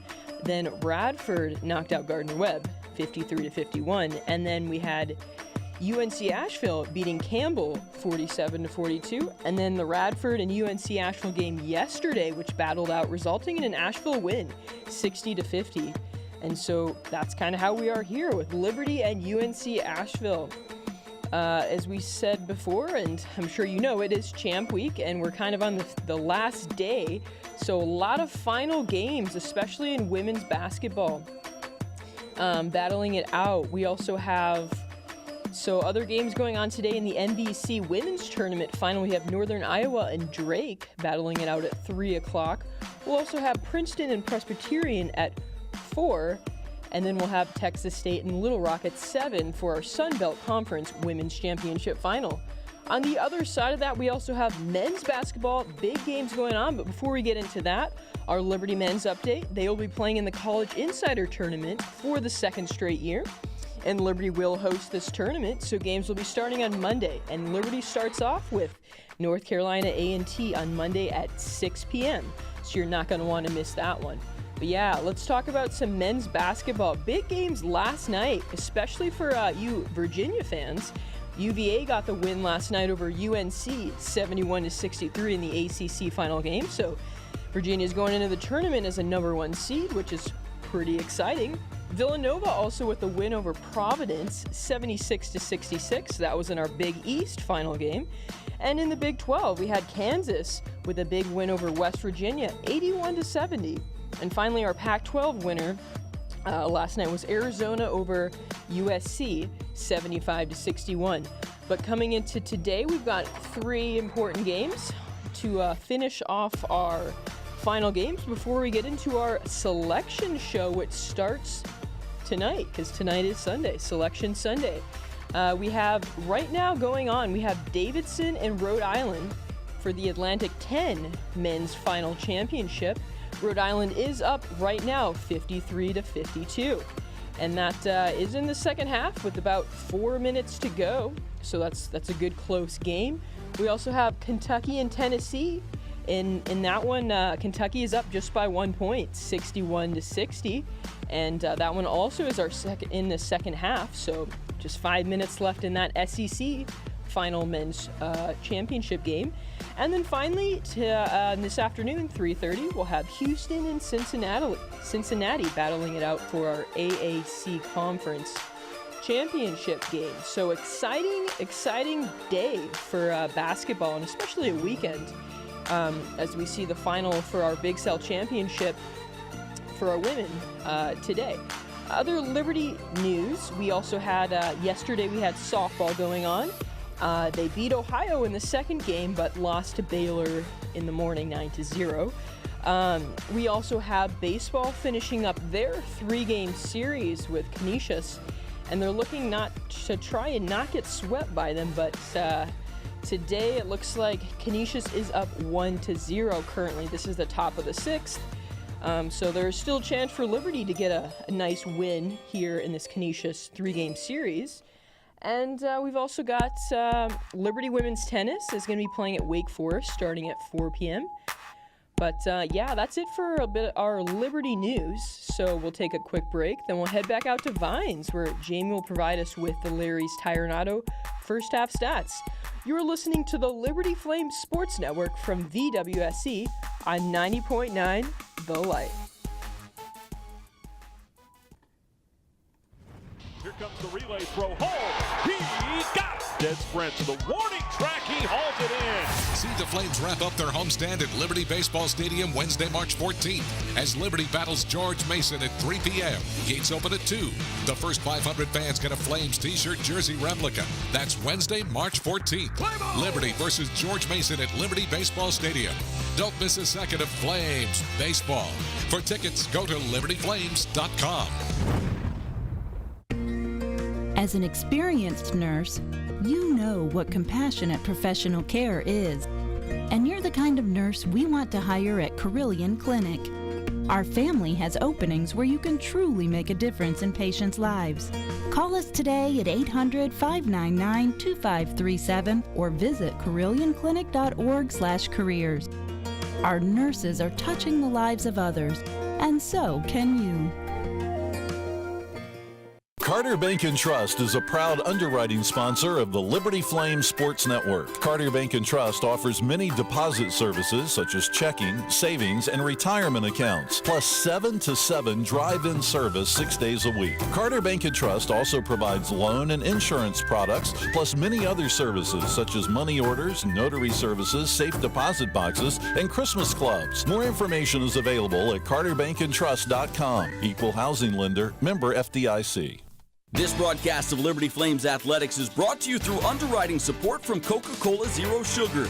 Coca-Cola Zero Sugar is proud to present today's postgame report on the radio. On your way home, the Liberty Flames Sports Network will go inside the locker room and bring you the postgame thoughts from the Liberty Flames student athletes and the head coach. More information on Coca-Cola Zero Sugar is available at coca-cola.com. Coca-Cola Zero Sugar, new and improved. Taste the feeling. The Runkin Pratt Senior Living Community's halftime show continues with a scan of the first half statistics presented by Larry's Tire and Auto Repair. Once again, back to the arena.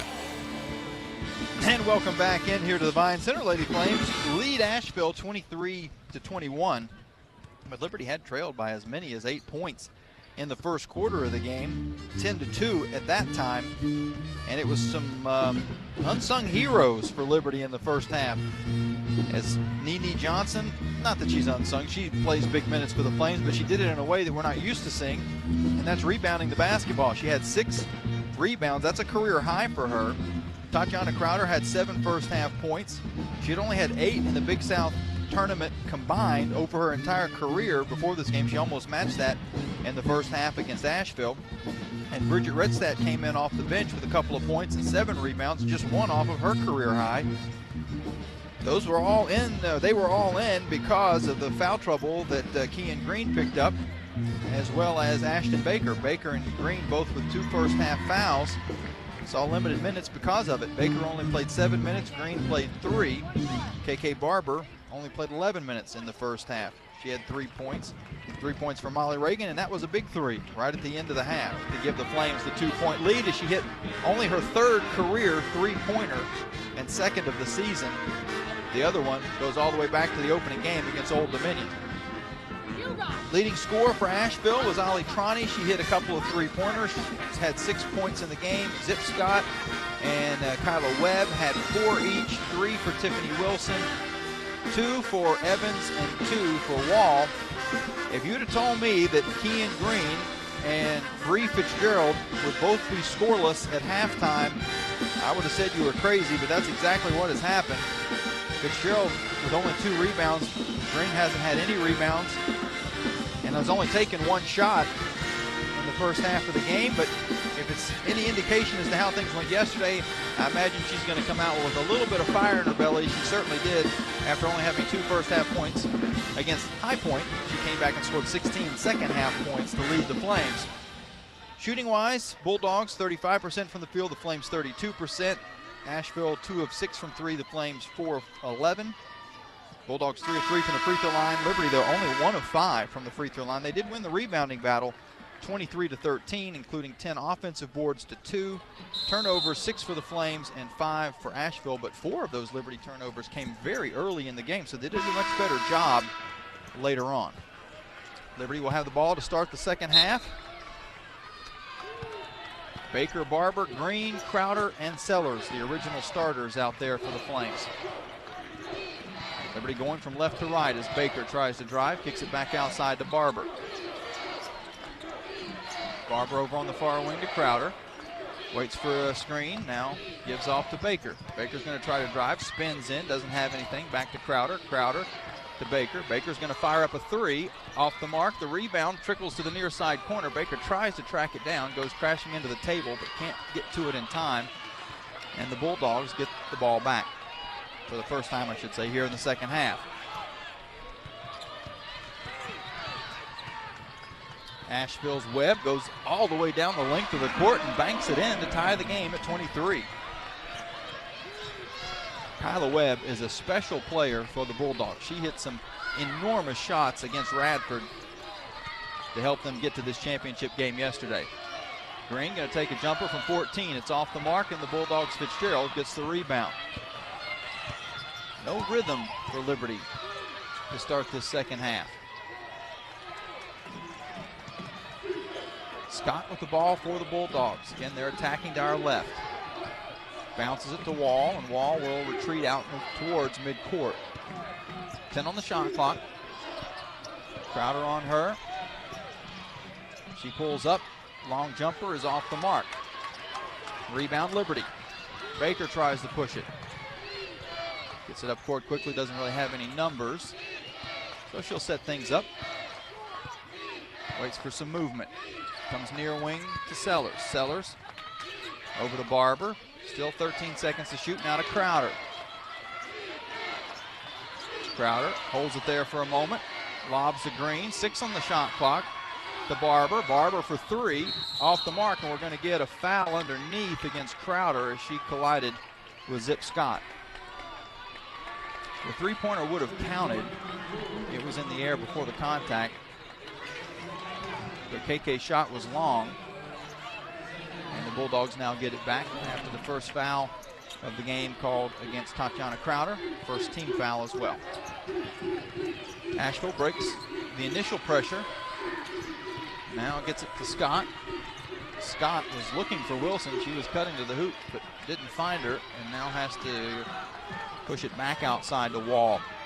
Wall again to Scott on the near wing. Comes around a screen, gets it inside. Pass to the near side, looking for Webb, is off of her fingertips and out of bounds. Bulldogs had Tiffany Wilson on the low block. I think if the pass would have went there instead of the wing, they probably had an easy layup. Instead, it's a turnover, and Liberty gets it back. Tie game at 23, 7:38 to go, third quarter. Sellers on the dribble. Bounces it inside to Green, and the pass got there late. Tied up, and the arrow will give it back to the Bulldogs. Green flashed open for a moment. If the pass was about a second sooner, she probably would have had it in stride. As it stood, by the time the pass got there, the double team was there as well.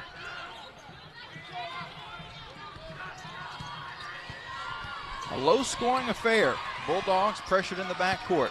They get it across and set things up in the hands of Jessica Wall. Both of the games that they played in the regular season were low-scoring. 48-41 Asheville win and a 53-48 Liberty win.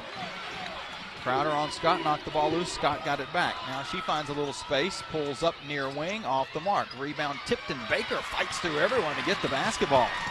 Now she'll bring it up court quickly, leading the breakdown all the way through and lays it in. Ashton Baker with a roar as she hustles back on defense, giving Liberty a 25-23 lead.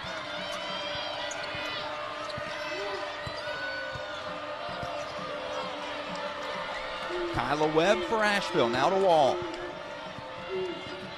Wall has Baker harassing her. Back up to Webb. Webb down low, Wilson. Wilson with 9 on the shot clock, takes a couple of dribbles and gives it off to Webb. Webb has to retreat back out with only 3 to shoot. Into the corner, tough jumper, and comes up short. Baker gets the rebound. Barber gets the rebound, gets it to Baker. Baker all the way down court, missed the shot. Rebound Green, stick back off the mark. Rebound Sellers, she goes back up. Her shot's no good. Green gets it again and scores. All over the offensive glass of the Lady Flames. They now lead by 4 points. 27-23, 5:50 to go, third quarter of play. Coach Green said that's exactly what they needed to do at the end of the first half. They hadn't gotten on the glass enough. Asheville going to try to answer. A shot taken by Wall, and she's hit from behind by Sellers. A couple of free throws coming for Jessica Wall. You could hear the crowd erupting. A good Liberty contingent on hand in the Vine Center today.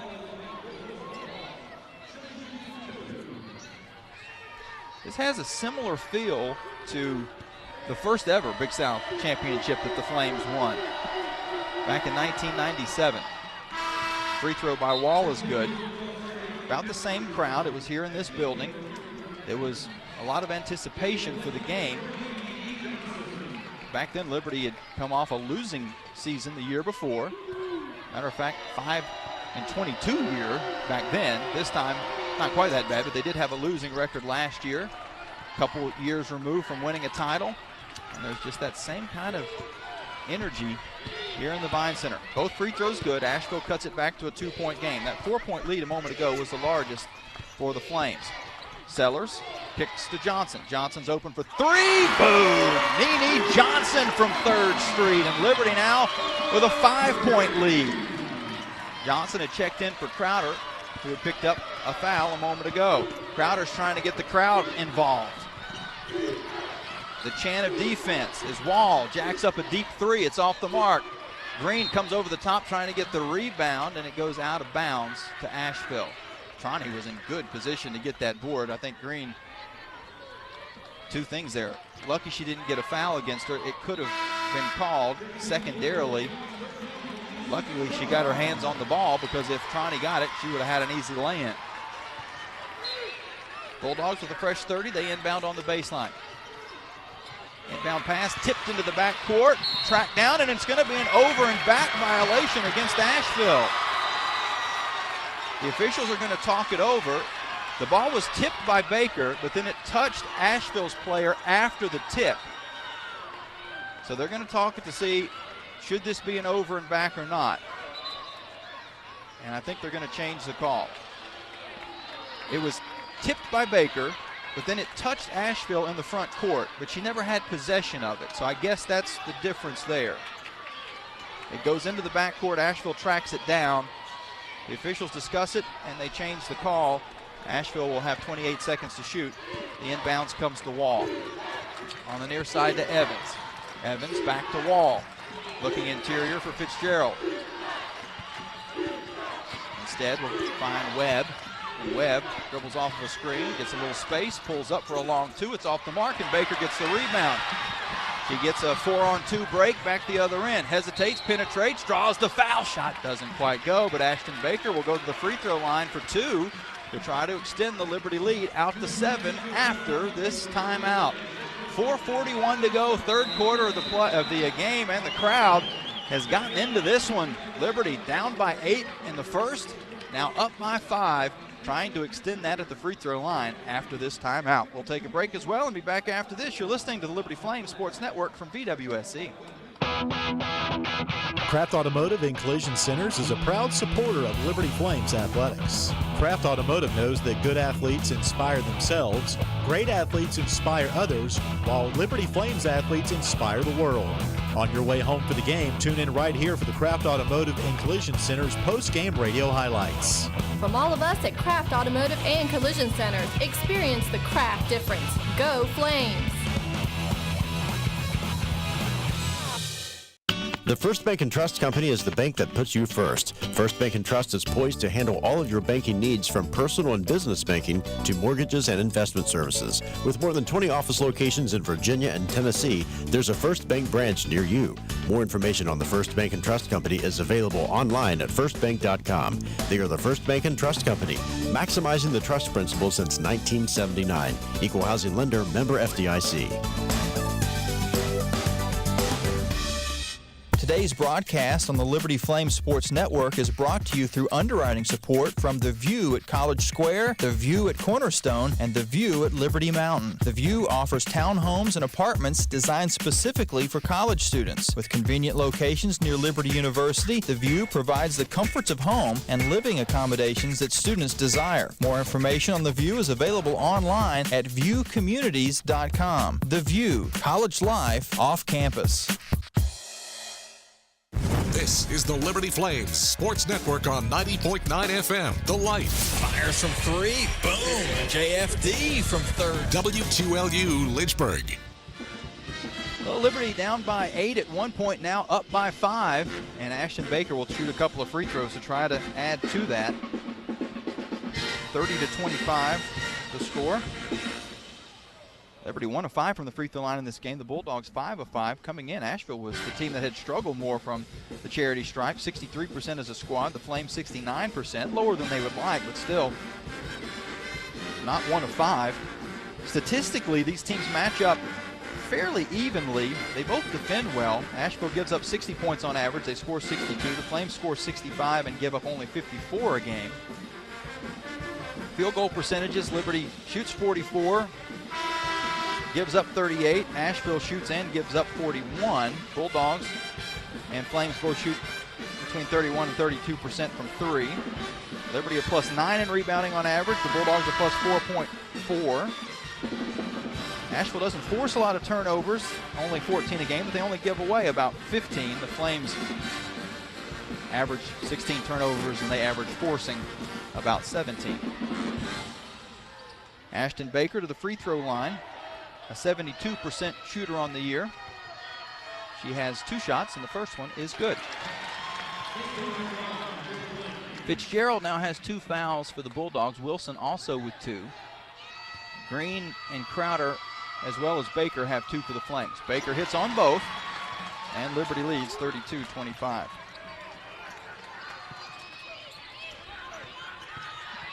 .438 to go, third quarter. Melise Uchar, who had checked in a couple of moments ago, is defending Webb. She hands off the Wall. Now Evans. Evans all the way to the far side underneath to a wide open Fitzgerald. Somebody missed an assignment, and Bree Fitzgerald gets an easy basket.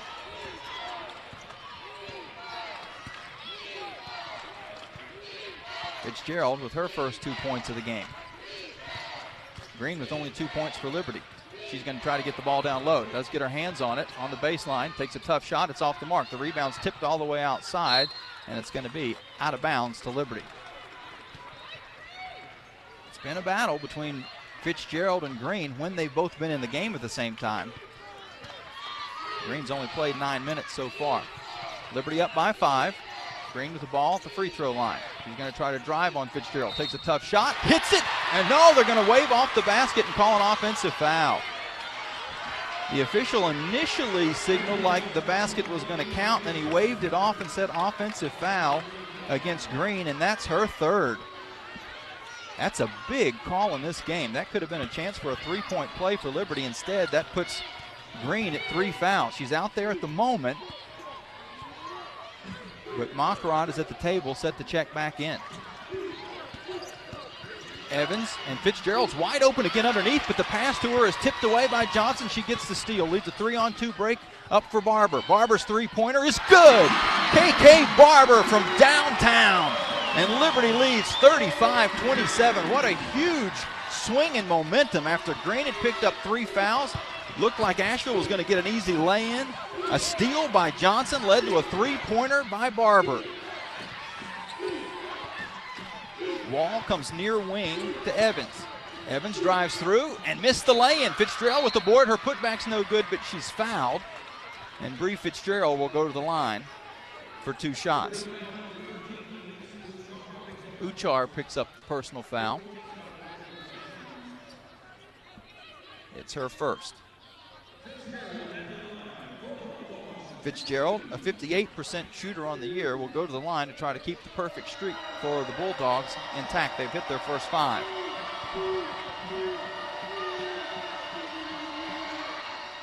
And this one's nothing but net.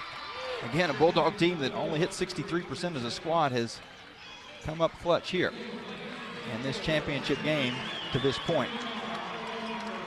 Makarot and Redstadt will check in for Barber and Green. Uchar, Johnson, and Baker will stay on the floor for Liberty. Fitzgerald takes her dribbles, second free throw coming. And that one is well off the mark. Makarot gets the rebound. 35-27, that was the largest lead of the game for Liberty. It's now 35-28. Johnson gonna pull up from 15, comes up short. Rebound Asheville. Wall with Uchar manning her near midcourt. Waits for a screen. Now a second screen. So lob it outside to Trani, near side corner to Webb. Webb drives to the hoop. Finger roll off the mark. Rebound Fitzgerald, and she's fouled by Baker, and that's going to be the 3rd foul against Ashton Baker. More free throws for Bree Fitzgerald, and more foul trouble for the Flames. And overall, not a lot of fouls have been called in this game. It's just been, unfortunately for Liberty, against key contributors. Green and Baker now with 3. They both had foul trouble in the first half as well. Fitzgerald's first free throw is good. 35-29 Liberty. Sellers will come in, as does Crowder. Uchar and Baker will check out. Wilson rejoins the Bulldogs lineup. Fitzgerald takes a deep breath, a couple of dribbles. Her second free throw is off the mark, but rebound Wilson. Her putback is good. And Wilson came in just in time to get the offensive glass and turn that into a 3-point possession for Asheville. They've scored 4 straight. It's a 4-point Liberty lead. Makarot at the top of the arc. To Nene Johnson with 11 seconds to shoot. Over to Sellers. Lost the handle, gets it back to Redstadt. Redstadt with 5 on the clock. to Johnson. Johnson's going to have to hurry with 3. Penetrates, pull up from 11. Good! Nene Johnson beats the shot clock. And the Flames lead 37-31 with 1:59 to go, or I should say 1:39 to go here in the third. Now a near steal at midcourt. The ball comes to the ground and a timeout's been taken by Asheville. Liberty almost forced the turnover, but it does force Asheville into taking a timeout. They'll have the ball with 23 seconds to shoot, 1:33 to go in the third. Liberty on top 37-31. That brings us to immediate timeout. We'll take a break and be back right after this. You're listening to Liberty Flames Sports Network from VWSC. Foster Fuels is a proud Team Liberty partner and underwriting supporter of the Liberty Flames Sports Network. Serving Central Virginia for more than 96 years, Foster Fuels offers fuel to keep your home or business running smooth. Foster Fuels has multiple Virginia locations that offer full-service sales and installation of propane appliances. More information on Foster Fuels is available by phone at 1-800-344-6457 or online at fosterfuels.com. Foster Fuels, turn up the heat. Join the team as a member of the Flames Club. Flames Club members are the most dedicated Liberty fans doing their part to make a difference for Flames athletics. The Flames Club mission is to raise the financial support needed to provide our coaches and student athletes with everything they need to compete for championships. Membership starts at just $60. Most gifts are tax deductible. When you join the Flames Club, you are truly investing in champions and championships. Join today. Visit libertyflames.com/Flames Club. For over 30 years, Thompson Brooks Insurance has offered health and life insurance, Medicare, and retirement planning services to businesses and individuals. Insurance options include Anthem, Optima Health, Piedmont Community Health, and Mass Mutual. Information is available through Thompson Brooks Insurance and their staff at 434-385-8500. That's 434-385-8500, or visit them online at thompsonbrooksinsurance.com. Now back to live play-by-play coverage of Liberty Lady Flames basketball in the 2018 Big South Championship on the Liberty Flames Sports Network from VWSE. 1:33 to go here in the third quarter. Liberty on top of Asheville 37-31. The Bulldogs were forced to take a timeout there. Possession arrow would have favored the Flames if they could have tied the ball up, but the Bulldogs did get the timeout first. As it stands, Liberty will at the very least get the ball at the alternating possession to start the fourth quarter of play. Liberty trailed by 8 points in the first quarter. They've led by as many as 8 points here in the third quarter of the game. Flames shooting 35% for the game, but 42% in the third. Bulldogs 33% in the game and 3 of 10 in the third. Kean Green only 10 minutes played so far because of some foul trouble. She now has 3. Ashton Baker also with 3 personal fouls. Both were on the bench as we went to that timeout. I imagine we probably won't see either of them until the fourth quarter. Who has stepped up in their stead? Tatiana Crowder, she has 7 points. Nene Johnson, 6 points, 6 rebounds, 3 assists for the senior. KK Barber has hit a couple of 3-pointers in this game in 18 minutes of playing time. Pretty balanced attack for Asheville as well. Fitzgerald now with 6 points, all in the second half, and Troney had 6 in the first half. Asheville with the basketball as we get back underway. Wall to Troney on the near wing, and we're going to get some contact away from the ball and a foul against Liberty. And the Flames are over the limit, so there'll be free throws here for Asheville. Bulldogs still have 3 fouls to give in this final minute 25 of the third quarter. The call goes against Mockrot. It's her second. And Webb, a 76% free throw shooter, hits the first. Free throw line has been a key in this game. Bulldogs 8 of 10, the Flames 3 of 7. Both shots good, and the lead is 4. 37-33, a minute 22 to go, third quarter. Liberty's Nene Johnson with the ball. Over to Redstadt. Holds it there for a moment.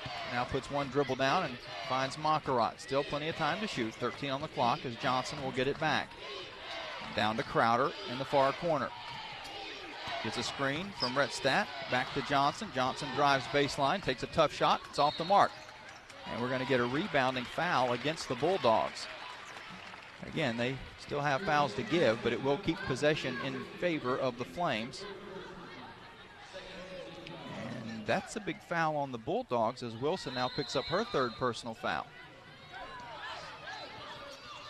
Johnson to inbound. Having a little trouble getting it in. Goes all the way up top to Crowder. 54 seconds to go third.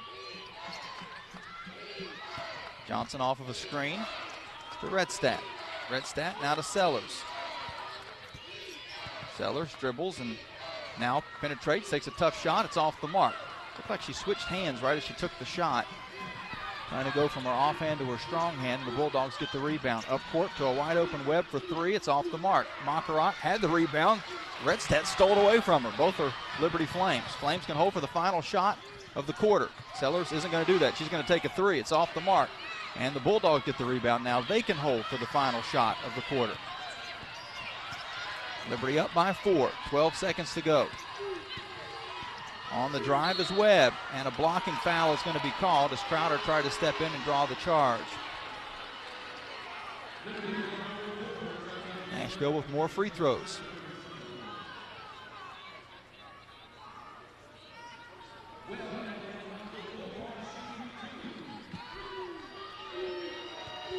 Kyla Webb back to the line. He cut this as close as 2, but misses the first. Asheville now 9 of 12 from the free throw line. Just the fact that they've gotten more free throw attempts than the Flames, and they're a +6 in makes. Big difference in this game. Second free throw is good. Liberty up by 3, and they've got 9.1 to try to answer. Baker, Green, and Barber will check back in for this final possession, along with Sellers and Johnson. Baker across half court with Scott on her. Dribbles at the top of the arc, comes through a pick, goes to the basket, and somehow got it to go. Ashton Baker, it rattled around, hit the glass, and fell through. A tough angle shot, hard off the glass. Sends the Flames with some momentum into the fourth quarter. They'll also have the basketball. 39-34, Liberty with the lead. We'll take a timeout and have a game at a glance with Kyle right after this here on the Liberty Flames Sports Network.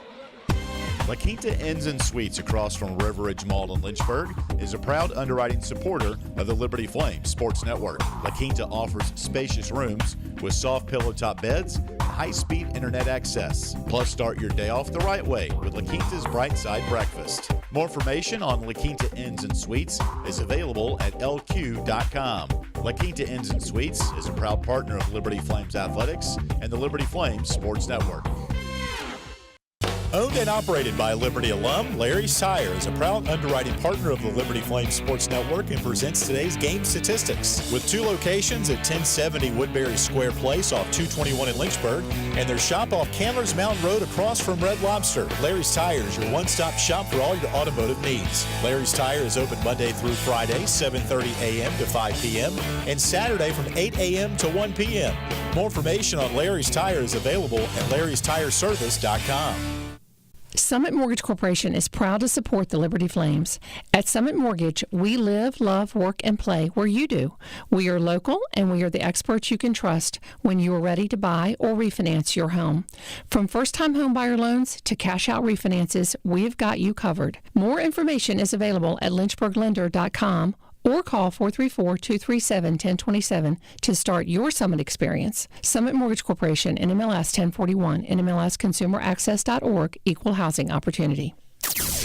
Live radio play-by-play coverage of Liberty Lady Flames basketball continues with a Carter Bank & Trust game in a glance. Carter Bank & Trust, the home of lifetime free checking. Welcome back to the Vine Center. Kyle Vaught alongside Jamie Hall for your Carter Bank & Trust game in a glance. Yesterday, the High Point Panthers only shot 54% from the free throw line, and that is not the case for the UNC Asheville Bulldogs, as they've been shooting a phenomenal 10 of 13. That's put them in contention, only down by 5 here at the beginning of the fourth quarter. But that's been the story as they really controlled the pace, although they weren't able to make any shots in the last 10 shots put up from the line. Liberty stays with a close game, Great transition play by Ashton Baker coming down the way right at the last second. She's got 6 points on the day, shooting 2 of 6. Yeah, this was kind of what I think a lot of people expected coming into this game. Both these squads pride themselves on defense. When they played earlier in the year at Asheville, it was 48-41. Bulldogs, when they played here, it was 53-48 Liberty. Didn't expect a high-scoring game at all. Unfortunately for Liberty, the foul trouble has kept Kean Green out of the lineup for most of the game, and Ashton Baker also has seen limited playing time because of 3 fouls. But now they're both out there to start the fourth quarter. Liberty has the basketball and a 39-34 lead. Trailing by as many as 8, leading by as many as 8.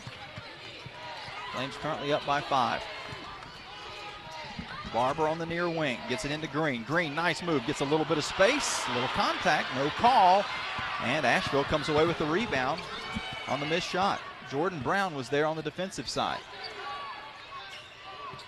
Fitzgerald and Green battling down low. They're trying to get it into Fitzgerald. Ball pops loose, it's on the floor. Asheville has it, it's tied up, and they'll keep the possession arrow, but that's big for later in the game. If there's another tie up, the Flames would get the ball back. And since Asheville was already in possession of the ball on this half of the court, good hustle by Liberty to force the tie-up. Webb, far wing, dribbles around at the top and goes back in the corner to Scott. Scott, interior to Jordan Brown, deeper down low to Fitzgerald, and I don't know if she got the shot off in time. The shot clock expired right as she took it, and they're going to take a look at this on the monitors. Well done by the officiating crew led by Karen Prado, as that was very close. The shot clock was expiring right as Fitzgerald took the shot. It was a post-to-post pass underneath as Jordan Brown got it to Fitzgerald, and then let's see, Fitzgerald does not get it off in time. The ball is still on her fingertips as the light was on. They wave off the basket. The Flames catch a break because they had overplayed Jordan Brown, and Fitzgerald was wide open under the hoop, but just didn't have enough time to get the shot off. But for all the times we give the officials a hard time, let's commend them. That was well done to make the correction and look at the monitor to get it right. And that's something that until this year they couldn't have looked at. The rule changed. They would not have been able to go to the monitor for that play, which was always ridiculous in my mind. You couldn't look at that, but now that you can, it was corrected. Flames with the basketball and a 39-34 lead. Barber at the top of the arc, already down to 10 seconds on the Flames clock, and we're going to get a foul underneath against the Bulldogs as Green hit the deck. Webb picks up her first personal, and Liberty will inbound on the baseline. 8:50 to go in the championship game. Inbound comes to Barber. She's open for 3, off the mark. Rebound, Bulldogs. Open look for KK. Just didn't get it to go. Zip Scott to Fitzgerald. Now on the near wing to Webb. Barber is matching up against Fitzgerald underneath. Green is on the other side against Jordan Brown. Wall on the bounce, far wing. Up top to Jordan Brown. Now near side to Webb. Webb with 4 seconds to shoot to Jordan Brown. Back to Webb. Ball squirts loose. Has to fly one up at the buzzer. Off the mark. Rebound Barber, and Liberty has it. Another fine defensive stop by the Flames, forcing Asheville into a very difficult shot. One that Webb can make, and you held your breath as she got that shot off because that's something that she's done in the past. Baker on the drive for Liberty. She's cut off baseline, gets it back out to Barber. Another three-pointer. Boom! KK Barber with a little tongue wag as she comes back up court, and the Flames on top 42-34, matching their largest lead of the game. Bulldogs quickly back down to Webb. Outside to Wall, and Wall now slows things down. She has Johnson harassing her. Pass to Zip Scott is stolen away by Baker. She streaks down court and gets the lay-in to fall. Liberty now with a double-digit lead with 7:24 to go. Bulldogs look like they might want to take a timeout. If they do, this place is going to erupt. They don't. They're going to play through it. Crowd on their feet. Webb dribbling at the top. Comes around a hedge. Tries to find some space. Nothing there. Cut off by Sellers, but the foul is going to be called against Layla Sellers.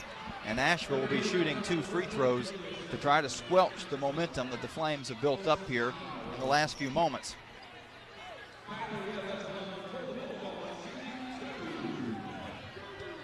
It's only the second on Sellers.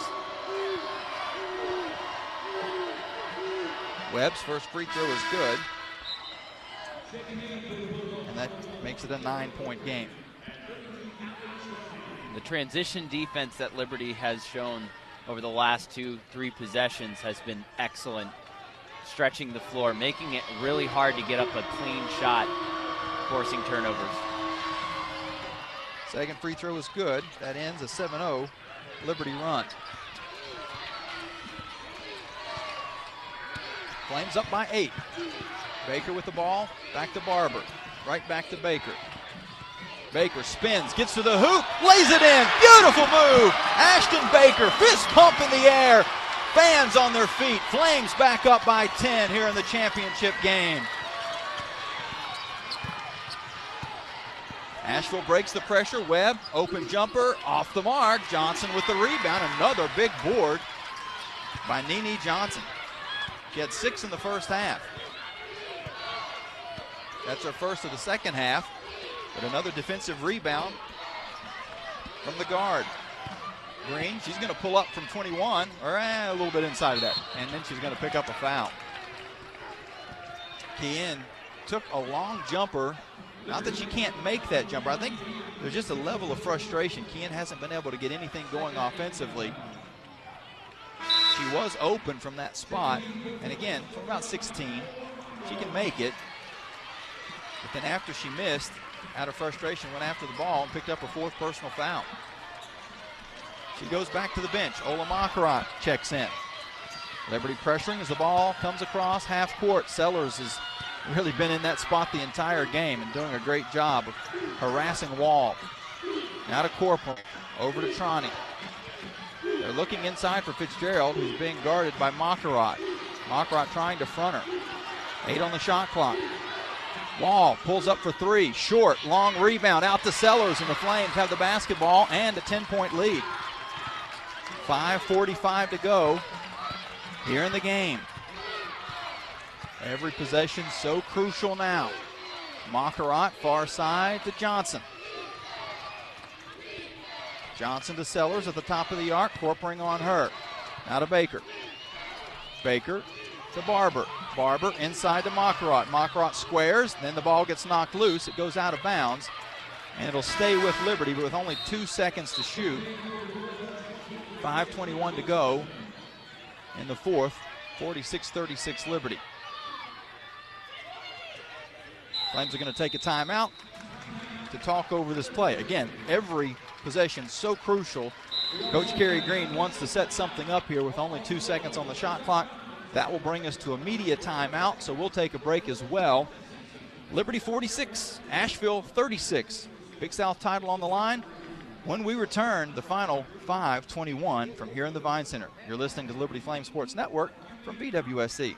Lido Pizza is an underwriting supporter of the Liberty Flames Sports Network. Lido Pizza Lynchburg offers pizza in many sizes with various toppings, including different meats and veggies. Lido Pizza also features pasta, calzones, salads, subs, and appetizers. Lido Pizza Lynchburg also accepts Flames cash. They're located at 120 Simons Run in Lynchburg in front of Kohl's. Lido Pizza Lynchburg can be reached by phone at 434-237-9495 or online at lidopizza.com. Lido Pizza. Our pizza is square because we don't cut corners. Here comes the relay throw. He got it. Dead sprint to the warning track. He hauls it in. See the Flames wrap up their homestand at Liberty Baseball Stadium Wednesday, March 14th as Liberty battles George Mason at 3 p.m. Gates open at 2. The first 500 fans get a Flames t-shirt jersey replica. That's Wednesday, March 14th. Liberty versus George Mason at Liberty Baseball Stadium. Don't miss a second of Flames baseball. For tickets, go to libertyflames.com. Hi, everybody. This is Alan York for Universal Tees and Monogram Love in Forest, Virginia. When Liberty Athletics has a T-shirt or sports polo need, they count on the professionals at Universal Tees for prompt and impeccable service. From embroidery to screen printing, no job is too big or too small for the fine folks at Universal Tees. Need a gift for an upcoming birthday or holiday? Universal Tees and Monogram Love are waiting for your next visit. Located off Corporate Park Drive in Forest, Virginia, Universal Tees and Monogram Love are proud radio sponsors of Liberty Flames Athletics. Now back to live play-by-play coverage of Liberty Lady Flames basketball in the 2018 Big South Championship on the Liberty Flames Sports Network from VWSE. Well, it has not been pretty for either team.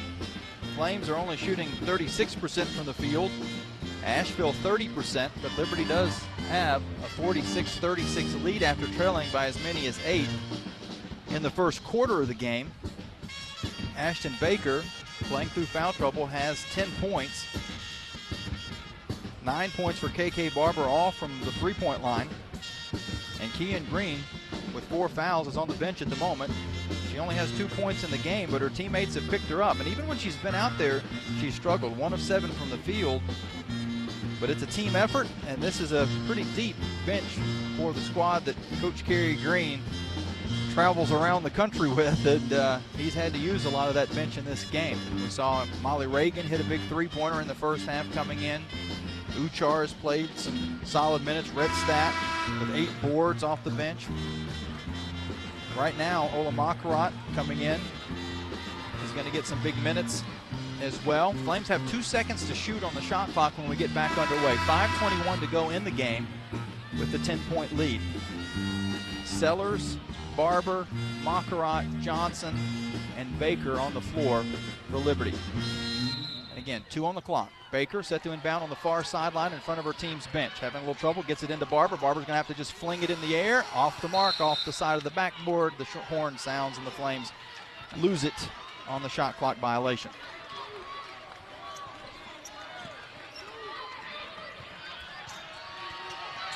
Both teams with 9 turnovers in the game. Liberty trying to force one as the Bulldogs get it across half court to Trani. Trani double teamed at the top. Looking interior for Fitzgerald. She's being guarded well by Barber. The pass comes back up top instead of the wall. Her three-pointer's off the mark. Baker streaks down court for Liberty. Hesitates, spins into the paint, and draws the foul. Ashton Baker will go to the line for 2. And she has played like a woman possessed here in the third and fourth quarters. I don't think she liked the way things went in the first half when she didn't play very many minutes because of 2 fouls. Baker's first free throw is good. It bounced around and fell through.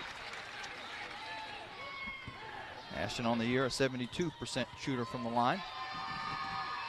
Makes the second one as well. And Liberty leads by 12. 48-36. Under 5 minutes to go.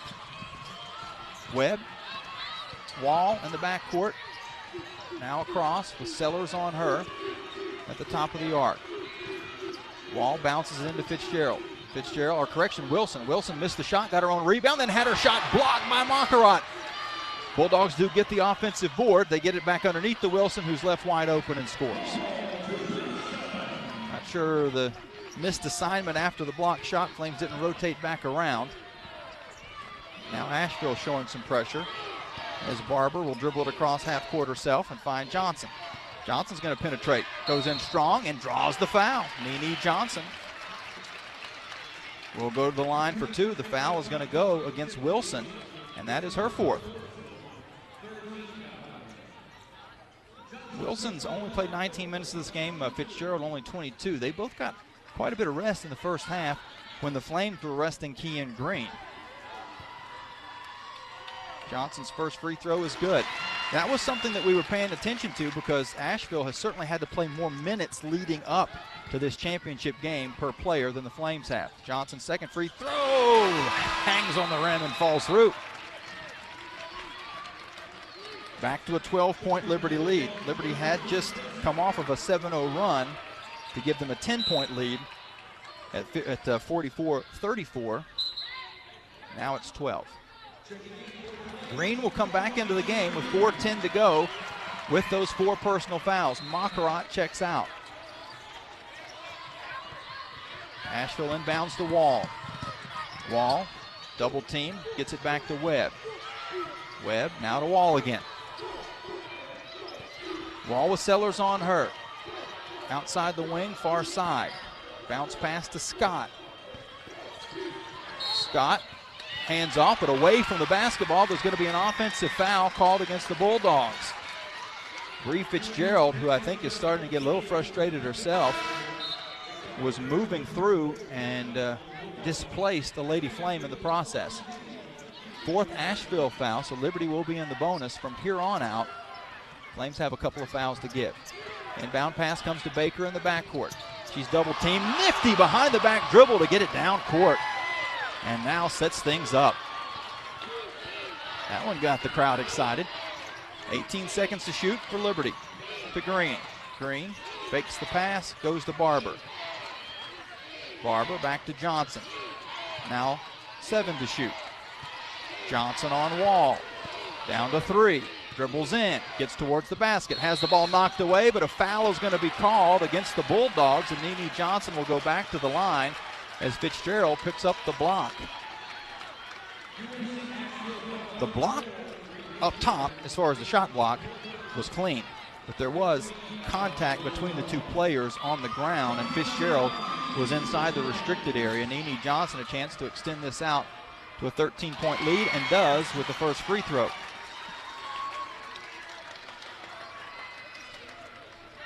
51-38, 3:20 to go.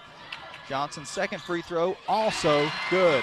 Ice water in her veins. Liberty now leads by 14, their largest of the game. Still pressuring the Bulldogs as it comes across half court. We're going to get a foul against Sellers as she went through a Fitzgerald screen. Again, Liberty still has a foul to give. That was the 3rd foul against Layla Sellers. Wall with the ball. Baker on her. Around a screen. Bounces it to Webb. Webb now on the near wing to Evans. Evans lost her footing, just flings it in the air. Wild shot, well off the mark. Rebound KK Barber, and she's fouled. And nice sportsmanship. Kyla Webb comes over to help her up. We've seen this, both these teams. The amount of respect that these coaches and these teams have for each other is pretty impressive. We've seen time and time again in this game when a player's fouled, the opponent comes over, helps them up. KK Barber now to the free throw line, a 71% shooter on the year. She'll have a couple. First free throw is good. After Liberty struggled at the beginning of the game from the free throw line, missed their first 3 shots, they've hit 10 out of 11 since. Barber takes one dribble, second free throw, in and out. Sellers there for the rebound, but she got slipped off by a box out and couldn't come up with it. Now Zip Scott back up court. She takes it to the hoop, has her shot swatted away by Nene Johnson, who also comes away with the basketball. Liberty up 53-38. What a block shot by Nene Johnson. Inside to Green, and Green is fouled by Webb. Flames saw a mismatch. They went right after it. And Green will now go to the free throw line for 2 shots. 2:36 to go. Liberty up by 15. Kian takes her dribbles, first free throw. Good. It's like every free throw has hit the rim about 6 times before it went through, except for Nene's. Nene's were just net, net, net, net. Except the one she missed. No net. Green's second free throw, in and out. But rebound Sellers. Sellers tries to muscle it back in and does! Layla Sellers showing off the strength and conditioning as the Flames now lead 56-38 with 2:24 to go. Bulldogs break the pressure. Webb into the far side corner. Liberty on an 8-0 run. Webb to Fitzgerald. Fitzgerald takes a long 2. It's off the mark. Rebound, KK Barber. Hands off to Baker, and Baker will now slowly bring it across half court. The building can start to sense it. Under 2. Liberty up by 18. Nene Johnson now to Green. 12 seconds to shoot. Green back to Sellers. Down to 8. Outside the arc to Barber. Barber spins in, hands back to Green. Green slips to the basket, missed the shot, got her own rebound, and her putback's good. Kean Green puts the Flames up by 20. A minute and a half to go. Zip Scott for the Bulldogs. Up top to Webb. Webb with Sellers guarding her. Webb tries to drive, now pulls up from 15 and hits, and a timeout is going to be taken by Asheville. They've cut it down to 18, but the Flames fans are on their feet as the team comes to the bench. And after trailing by 8 points in the first quarter, Liberty now leading this game by 18. What a turnaround, Kyle. It's been the three-point shots. You can see that the Bulldogs are only shooting 2 of 11, 18%. The Flames 7 of 17. They've done a great job of getting open looks and then taking the right shot. We saw that at the end of the half with Molly Reagan, like Coach said. It was the right shot, not just an open, or it was the open shot, so it wasn't just a heave at the last second. They've done a good job about that. And then you've got 3 players in double digits, KK Barber with 10, Baker with 12, Johnson with 10. Johnson's been all over the glass, 8 rebounds. But the real one that I'm looking at is Sellers. She's played 35 minutes, and she had that great move right there, really fighting for that rebound. That kept the momentum in the Flames' favor right there. Asheville, after the made basket, has cut it down to 18. Webb with 13 points in the game leads the Bulldogs.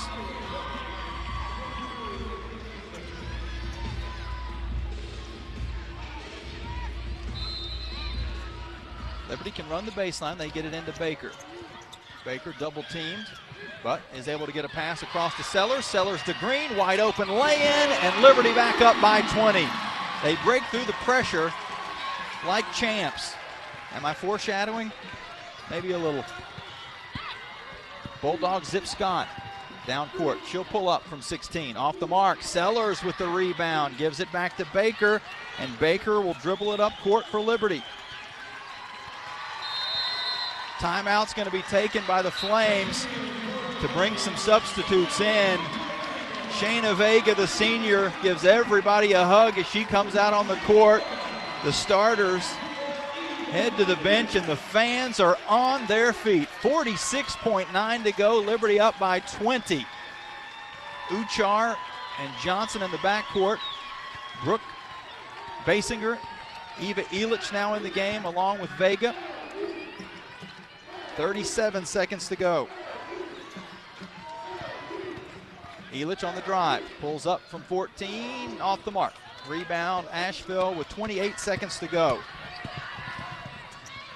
Bringing it down court is Zip Scott.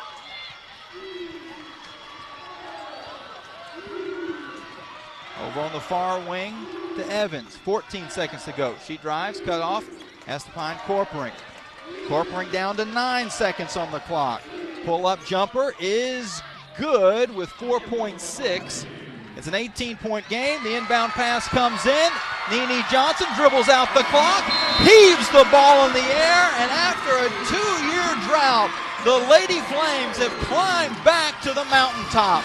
They win their 17th Big South Conference Championship and go back to the NCAA tournament. Dust off the dancing shoes. The Flames are going to sidestep all the way to wherever the NCAA tournament committee puts them. What a game. What a season. This is a special squad. You could tell that in the early going. They had some obstacles that they had to overcome. They played some tough opponents at the beginning of the year. Michigan, a top 25 team. Duke, a top 25 team. They had some travel issues. Stuck in Atlanta Airport for several hours. Had to take a bus to Kansas City. Sounds like an old Elvis song or something, but they battled through all that, and being on the inside and seeing a lot of this, you could just tell the chemistry was building as time went on. Well, this group is as close as any that I've been around off the court, and it's translated to a win on the court, and they're going to be cutting down the nets pretty soon. And we said it, this season would pass by. I remember Old Dominion was just yesterday is what it feels like, and we definitely were able to see them develop throughout the season. I just know that Terry Green does such a good job of making sure that these younger players play up to their potential, and you see that this year coming back.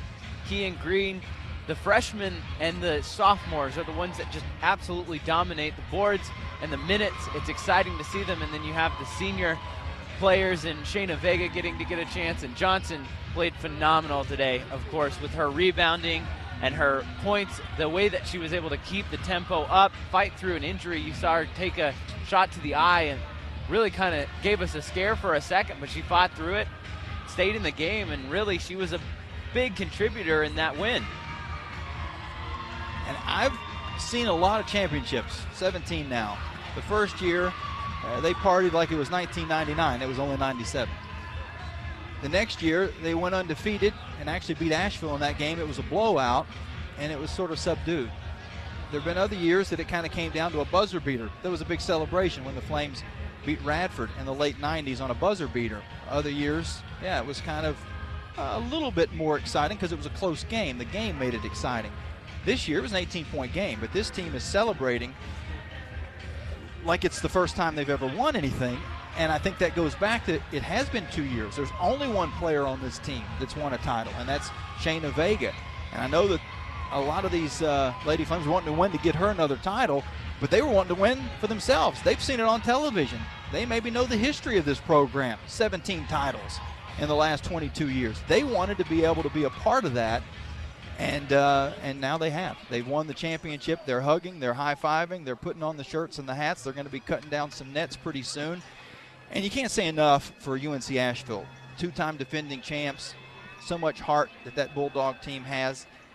Brenda Mott Kirkpatrick has done such an outstanding job with that group. And they fought and they battled. They just kind of ran out of gas in the second half. And, I don't want to say this to sound flamboyant or to sound like we're putting anybody down, because the Bulldogs are a great team and a great program. But I think as this regular season shown out, in this case, the Flames were just a little bit better. Not a lot better, but just a little bit better, and they win the title. They're 17th overall. We'll take a timeout when we come back. As Queen plays in the background, the Flames are champions of the Big South Conference again.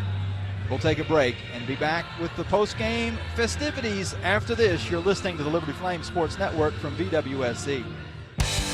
Today's broadcast on the Liberty Flames Sports Network is brought to you through underwriting support from Pinkerton Chevrolet Buick GMC Cadillac, located at 801 Graves Mill Road, just off the 501 Lynchburg Expressway. Pinkerton Chevy offers new and used cars, plus trucks and SUVs. More information on Pinkerton Chevy is available at 434-237-9400 or online at pinkertonchevy.com. Pinkerton Chevy is a proud supporter of the Liberty Flames Sports Network. This broadcast on the Liberty Flames Sports Network is made possible through underwriting support from Peary Family Dentistry. Peary Family Dentistry specializes in dental implants, cosmetic dentistry, extractions, and more. Their office uses state-of-the-art technology to treat patients of all ages and accepts most insurances, including Anthem. Peary Family Dentistry is located at 2229 Murrow Road next to EC Glass High School in Lynchburg. You can reach the office by phone at 434-847-5331 or online at pearyfamilydentistry.com. Serving the Lynchburg, Forest, and Smith Mountain Lake areas since 1992, Runkin Pratt Senior Living Communities is an underwriting partner of the Liberty Flames Sports Network. Runkin Pratt has opened its newest facility at Liberty Ridge, located just above Snowflex on Candler's Mountain. Runkin Pratt's newest location offers independent living, assisted living, and Alzheimer's care. More information on Runkin Pratt at Liberty Ridge is available online at runkinpratt.com. Runkin Pratt Senior Living Communities. We want to do life with you. Here comes the relay throw. Hold. He got it. Dead sprint to the warning track. He hauls it in. See the Flames wrap up their homestand at Liberty Baseball Stadium Wednesday, March 14th as Liberty battles George Mason at 3 p.m. Gates open at 2. The first 500 fans get a Flames t-shirt jersey replica. That's Wednesday, March 14th. Liberty versus George Mason at Liberty Baseball Stadium. Don't miss a second of Flames baseball. For tickets, go to libertyflames.com. Today's broadcast on the Liberty Flames Sports Network is brought to you through underwriting support from The View at College Square, The View at Cornerstone, and The View at Liberty Mountain. The View offers townhomes and apartments designed specifically for college students. With convenient locations near Liberty University, The View provides the comforts of home and living accommodations that students desire. More information on The View is available online at viewcommunities.com. The View, college life off campus. For over 30 years, Thompson Brooks Insurance has offered health and life insurance, Medicare, and retirement planning services to businesses and individuals. Insurance options include Anthem, Optima Health, Piedmont Community Health, and Mass Mutual. Information is available through Thompson Brooks Insurance and their staff at 434-385-8500. That's 434-385-8500, or visit them online at thompsonbrooksinsurance.com.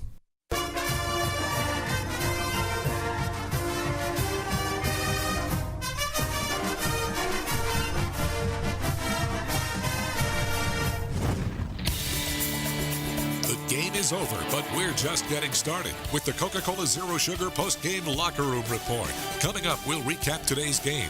Larry's Tire and Auto Repair will present the game's final statistics. Head coach Kerry Green will stop by to give us his thoughts on today's contest, and we'll update the Southern Air out-of-town scoreboard. But now let's head back inside the arena for the Coca-Cola Zero Sugar post-game locker room report.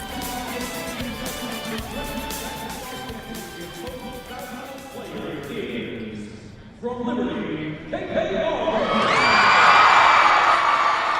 You could hear in the background, KK Barber has been named the most valuable player of the Big South Conference tournament. And I feel like we're photobombing her scene as she's taking the picture in front of us. And we're in the backdrop, but I think we're pretty secondary to the effort that she put in this tournament. Ashton Baker also on the all-tournament team for Liberty. Asheville's Kyla Webb and Bree Fitzgerald representing their side. They're now going to get the second-place trophy. And boy, what a couple years. What a program change since Brenda Mott Kirkpatrick has come in as their head coach. She certainly turned things around. Has won a couple of Big South titles now, made it to the championship game this year. And you got to think that everybody back in Asheville, they certainly wanted to win today, but they've got to be proud of where this program is. Their men and women's program for that matter, and on the same side for Liberty.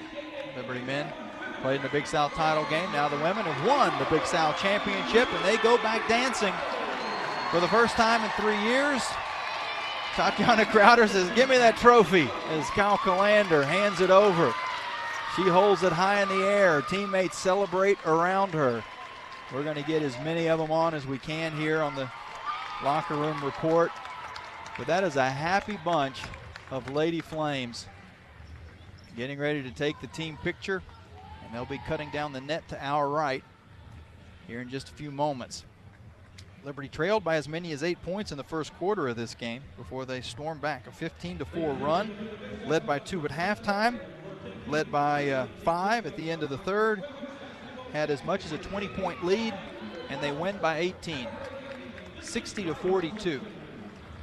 And they did it in this game without a lot of production from Kean Green, who picked up foul trouble throughout. She only finished playing 17 minutes, had 7 points, 3 of 10 shooting. She scored some baskets down the end, but it was everybody else that really stepped in big. KK Barber hit 3 big three-pointers in this game. Tatiana Crowder scored 7 points in the first half when the Flames really needed it. Ashton Baker stepped up, 12 points, 4 rebounds, a couple of assists for Ashton. She also was battling through some foul trouble. Layla Sellers, strong game for her, 10 points, 6 rebounds. Nene Johnson Sellers had 7.6 rebounds. Nene Johnson had 10 points and 8 rebounds, 3 assists in 31 minutes of playing time. And you can't say enough about both Johnson and Sellers and the defensive pressure that they forced on some already tired Bulldogs. Every trip up and down the court, they were trapping at near the stripe, forcing some extra exertion by both Webb and Wall and Scott. Further down the lineup, Molly Reagan hit a big three-pointer in the first half. Makarat and Redstadt had a couple of points. Redstadt also 8 first-half rebounds for Liberty. 7 in the first half, got 1 in the second half, which ties a career high for her. Melissa Uchar also played 5 minutes in relief. Baker played through the foul trouble, and what a game for her. She certainly deserved that honor of being on the all-tournament team. No question about it. For the Bulldogs, Kyla Webb in the loss led them with 13 points. Zip Scott, 4 points and 7 rebounds. Wilson and Fitzgerald each with 4 boards, 6 points for Fitzgerald, none in the first half, and 5 points for Tiffany Wilson overall. Bulldogs shot 29.8% from the field and 2 of 11 from 3. They did well at the free throw line, 12 of 15. They struggled elsewhere, and the Flames shot 37% for the game, 41% from 3, 7 of 17, and finished off 11 of 17 from the free throw line as we get a very happy Coach Kerry Green. And Coach, I know between you and I, we've seen 14 of these things, and 17 overall for the program. Haven't had one in 2 years, and it seems like it's been an eternity. And I guess there was just so much of, we just got used to winning them so much. A couple years off probably makes this one even sweeter. Yeah, you know, you have high expectations and probably unrealistic. Come on, that was a decade, we call it a decade of dominance, I guess, whatever. And I think, you know, that's going to rival, I guess, I don't want to say it, Coastal Carolina winning a national championship, but before they won the national championship in baseball, you know, that was considered the #1 feat or athletic accomplishment in the Big South. And so we just got accustomed to that, and it really was unrealistic. And for not to have those experiences, like you said, you get used to them, and you know, and not to be in the finals, or even last year we didn't get to the second round with a young team that really has matured and added a few more pieces to the puzzle, and some players are just maturing and just never giving up, and really second half you know, really working hard for the third and fourth quarter. And you know, it was a lot of big plays, and you could even say it started with Molly Reagan hitting a 3 at the buzzer there in the first half. And this so grateful and thankful that God's allowed this blessing on these young ladies, and they certainly are a blessing to us as a coaching staff. And they're just amazing, and get to keep on playing, keep on dancing, and to have that NCAA experience and playing in a national championship game or tournament is certainly a blessing, and we want to give God all the glory for that opportunity. You've had some special teams over the years. This team off the court seems to be one of the closest knit that I can remember. The chemistry, some of those early season issues with taking a bus across the country to Kansas City after Atlanta Airport shuts down, all these amazing, you know, travel stories that they're going to have a lot of fun time telling in about 5-10 years, or when they start having kids and say, oh, back when I was in school, we did this and that. But all those things seem to kind of build to the final, you know, chapter of the season, and that close-knit group off the court turned into an even closer-knit group on the court. Yeah, and you've been right there with us all along too, Jamie. So I want to say thank you and supporting us, and you're seeing it. And you'll be talking to a few of the girls here in a little while, but it's certainly a blessing. And realizing too, you know, we had a lot of our alumni back here, and we want, hopefully we got one more opportunity next year to host it. And our reunion, which you were you met those people there, and a lot of them were sitting in the stands, and it's just great to. My point is this: it's great to win. It's rotten to lose, but it's certainly the ultimate is to share life experiences and have relationships with young ladies that have really blood, sweat, and tears, shared blood, sweat, and tears for honoring God at the highest level at Liberty and playing basketball. And it's such a blessing to me to be associated with those young ladies. It's amazing. I'm grateful. You're glowing. Oh, why not?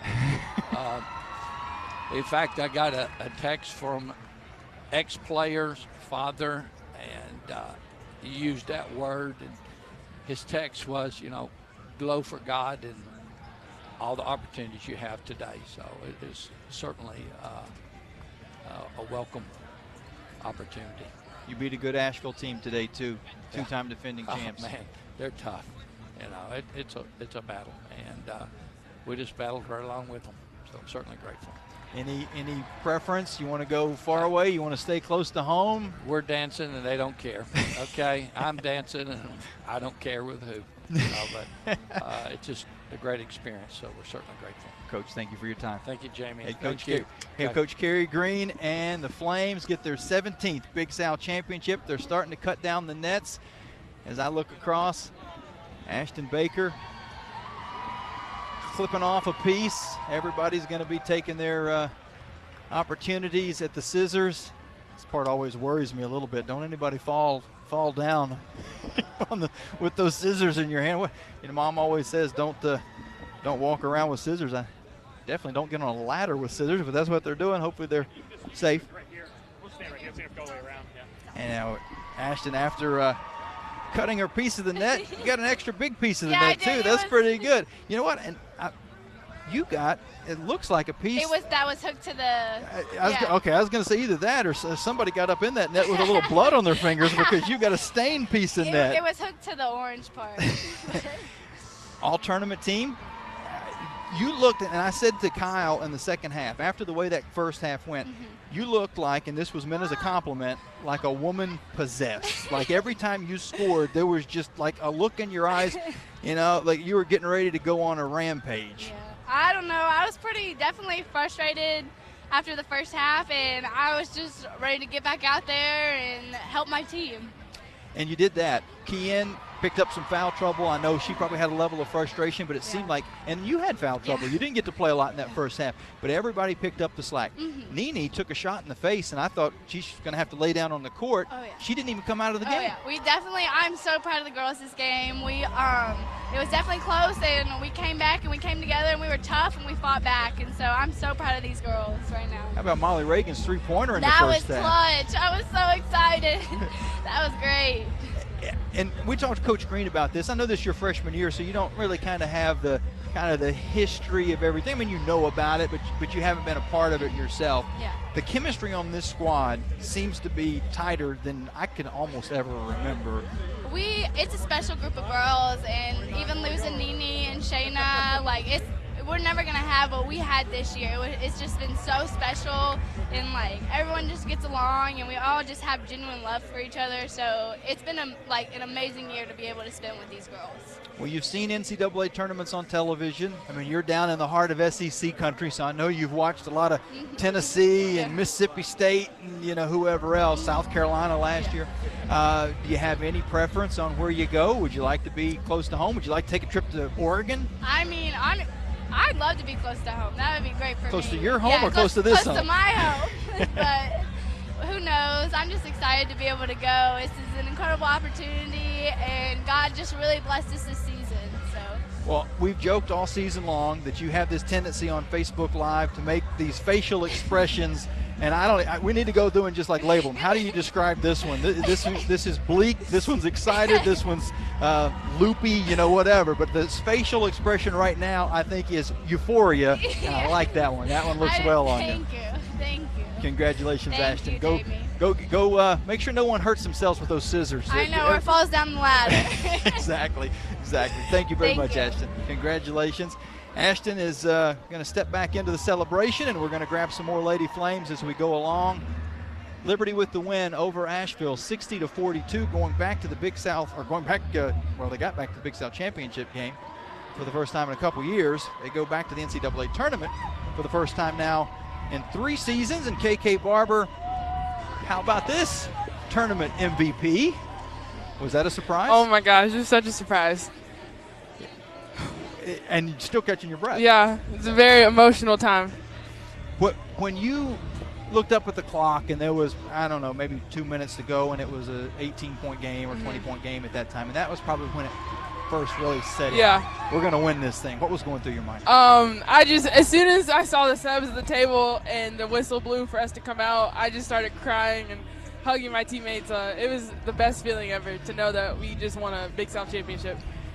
You get here right after a championship, so I know there was probably a lot of talk, and people were showing off rings, and you go, okay, and it was a history of the program, 16 of them. Okay, well, we're going to get a couple more of these things. All right, I'll get to figure it out next year. And it never happened. And then last year it didn't happen. Makes it that much more special for you guys this year? Yeah, we were definitely hungry as a team, and my freshman year, we made it to the championship, and we came up short. We literally had the ring on our finger, and they took it off. Against Asheville. Against Asheville. And last year we didn't get our redemption, so this year is even more sweet that we could beat them on our home court and take home the ship. Your partner in crime, Kian, got into some foul trouble again in this game. I know it had to be a frustrating game for her, but everybody stepped up and carried her across the finish line. Same thing yesterday, and of course she was able to come back in the second half and put up some big numbers, but it was a team effort today. Everybody hit some big shots. Yes, this was a great team win. Everyone contributed, all off the bench. Bridget, Nini was awesome off the bench. It was, like I said, a great team win. Everyone that got in, they did something that was very valuable, and it was a little thing that made a big difference. Unsung hero maybe Layla. Every trip up the court, she was causing Wall and Webb to put just a little bit extra exertion when they were getting it down. Her and Nini was really putting some pressure on them. Did you notice that maybe their legs, they played a lot of minutes in the last 3 days, just weren't there as much in the fourth quarter? I think that the fatigue and the tiredness was just the same as us. Like it was even. I know Layla was tired, and she can go for days, and she didn't show it that she was tired, but she was tired. But I commend her for being able to be at the front of our press that we do for the entire game, and like cause some ruckus, and and still be able to rebound and shoot the ball and do what she does. Yeah, people always look at who's got the most points, who's got the most rebounds. Sometimes who plays the most minutes sort of gets lost in the mix. Exactly. She's led you guys in minutes all year long. Any preference now where you go? No. Nope, don't care? Don't care. Would you like to go somewhere exotic? That'd be nice. UCLA or something like that, or would you rather stay where the fans can get to the game? Both would be nice, but right now we're just going to celebrate this Celebrate championship. Tonight. That's right. You can look at the bracketology when you get home. Exactly. Congratulations, Thanks, KK. Jamie. Tournament MVP, KK Barber, and the Lady Flames get the win over Asheville, 60-42. The net's still being cut down. It's getting close to the end. I'm assuming that Coach Green is probably going to be the last one. Sarah Baruta, another unsung hero, the Director of Operations for Liberty. She's the one that takes care of all the travel arrangements and food arrangements and does so much behind the scenes that allows the Lady Flames to get where they need to go. Feeling like if it wasn't for her, I don't know if we would have made it to Kansas City this year after the delays in Atlanta. She was scrambling to find us a bus to go across country when it looked like we were going to have trouble getting to that tournament. She did so well. We also see Blake and Atwood, one of the managers, cutting down the net. They do a lot too that nobody ever talks about. Behind closed doors, laundry, late nights, getting uniforms ready, loading and unloading the bus, all that kind of fun stuff. And now we've got Nene Johnson. And Nene, I tell you, first half, you took a shot. I don't know exactly. I'll ask you in a second what happened on that play. You took a shot. I thought you were going down. I thought you were just going to have to lay on the floor for the officials to stop the game and get you out. You never came out. By the time there was a timeout, a stoppage, you stayed in the game. What happened?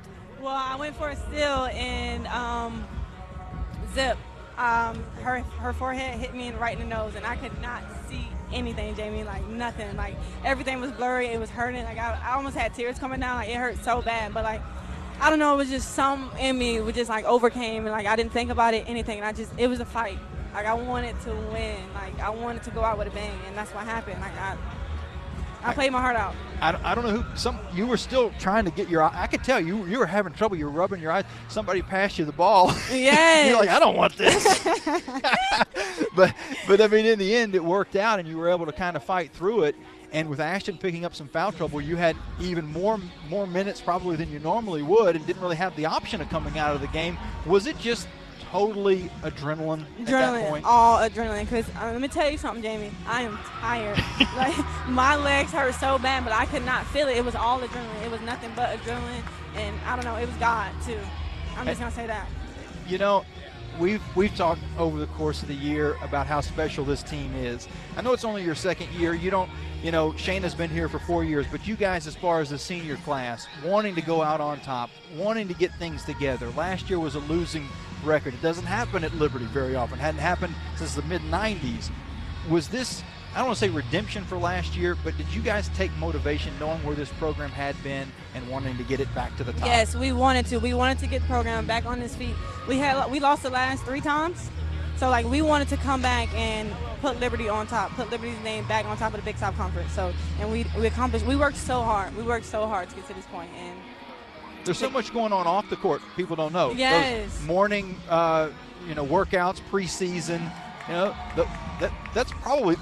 I think if kids or parents, let's say parents more, if the adults knew how much you guys did in preseason, they go, I don't really need to play basketball. Yes, it's so much. It goes into, and on top of academics, it's just so much. Like, and it just feels good right now. Like, all that hard work paid off. Everything. Where do you want to go? Any preference? What do you mean? Where do I? We're in the country. Like, you could play UCLA, you could play Oregon, you could play Tennessee. I don't think you're going to go to UConn because they're number 1, but there's a lot of places you could go. Where would you like to go? I'm not sure yet. I haven't really given it much thought.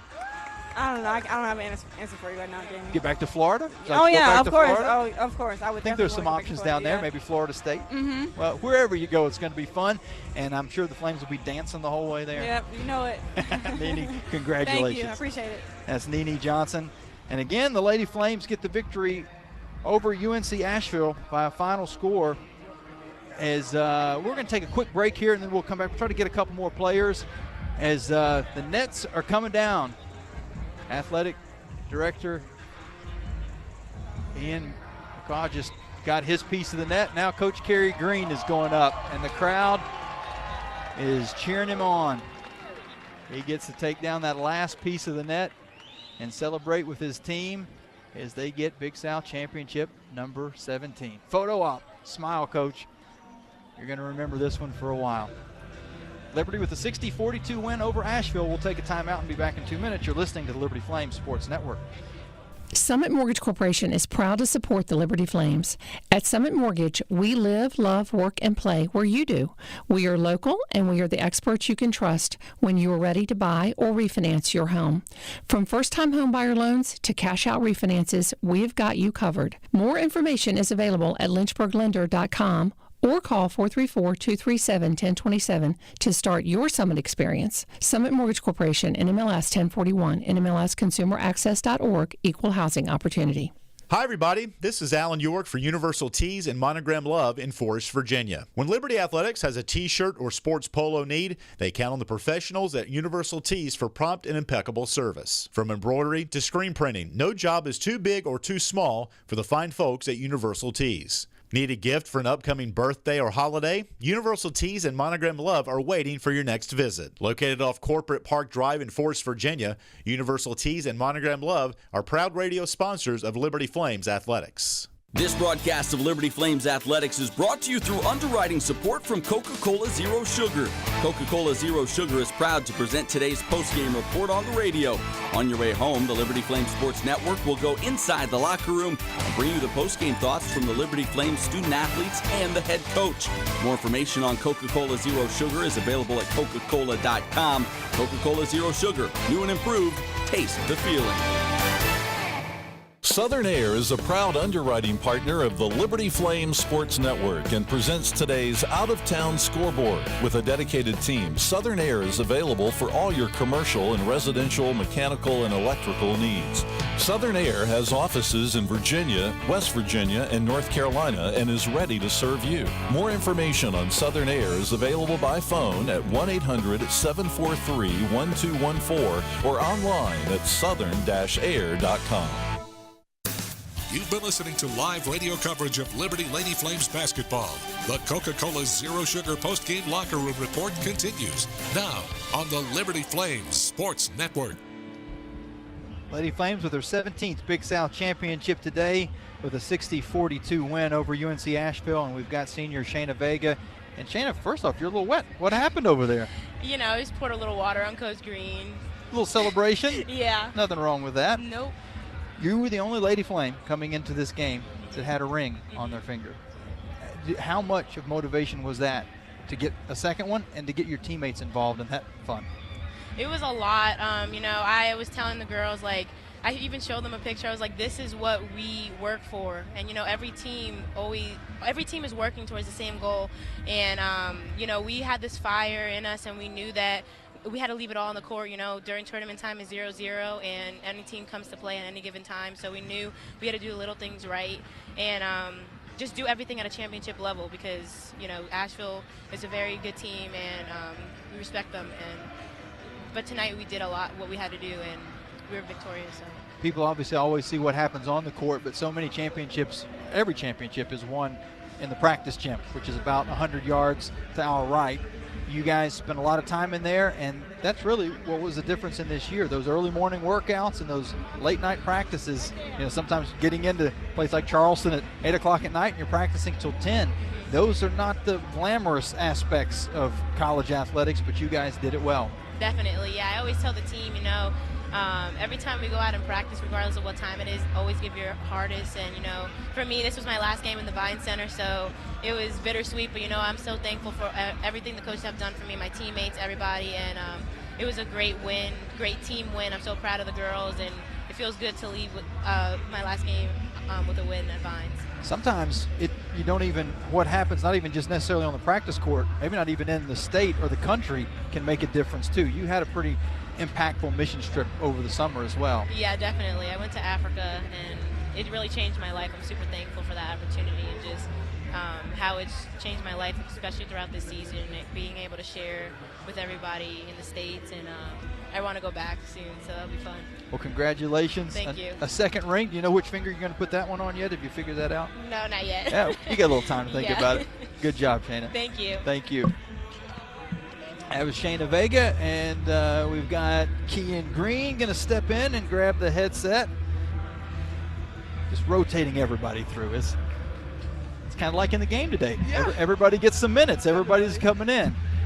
Had to be a frustrating first half, I know. Yeah. And it maybe even just a frustrating game in general, but your teammates, they really picked you up. Oh, man. I mean, it was insane.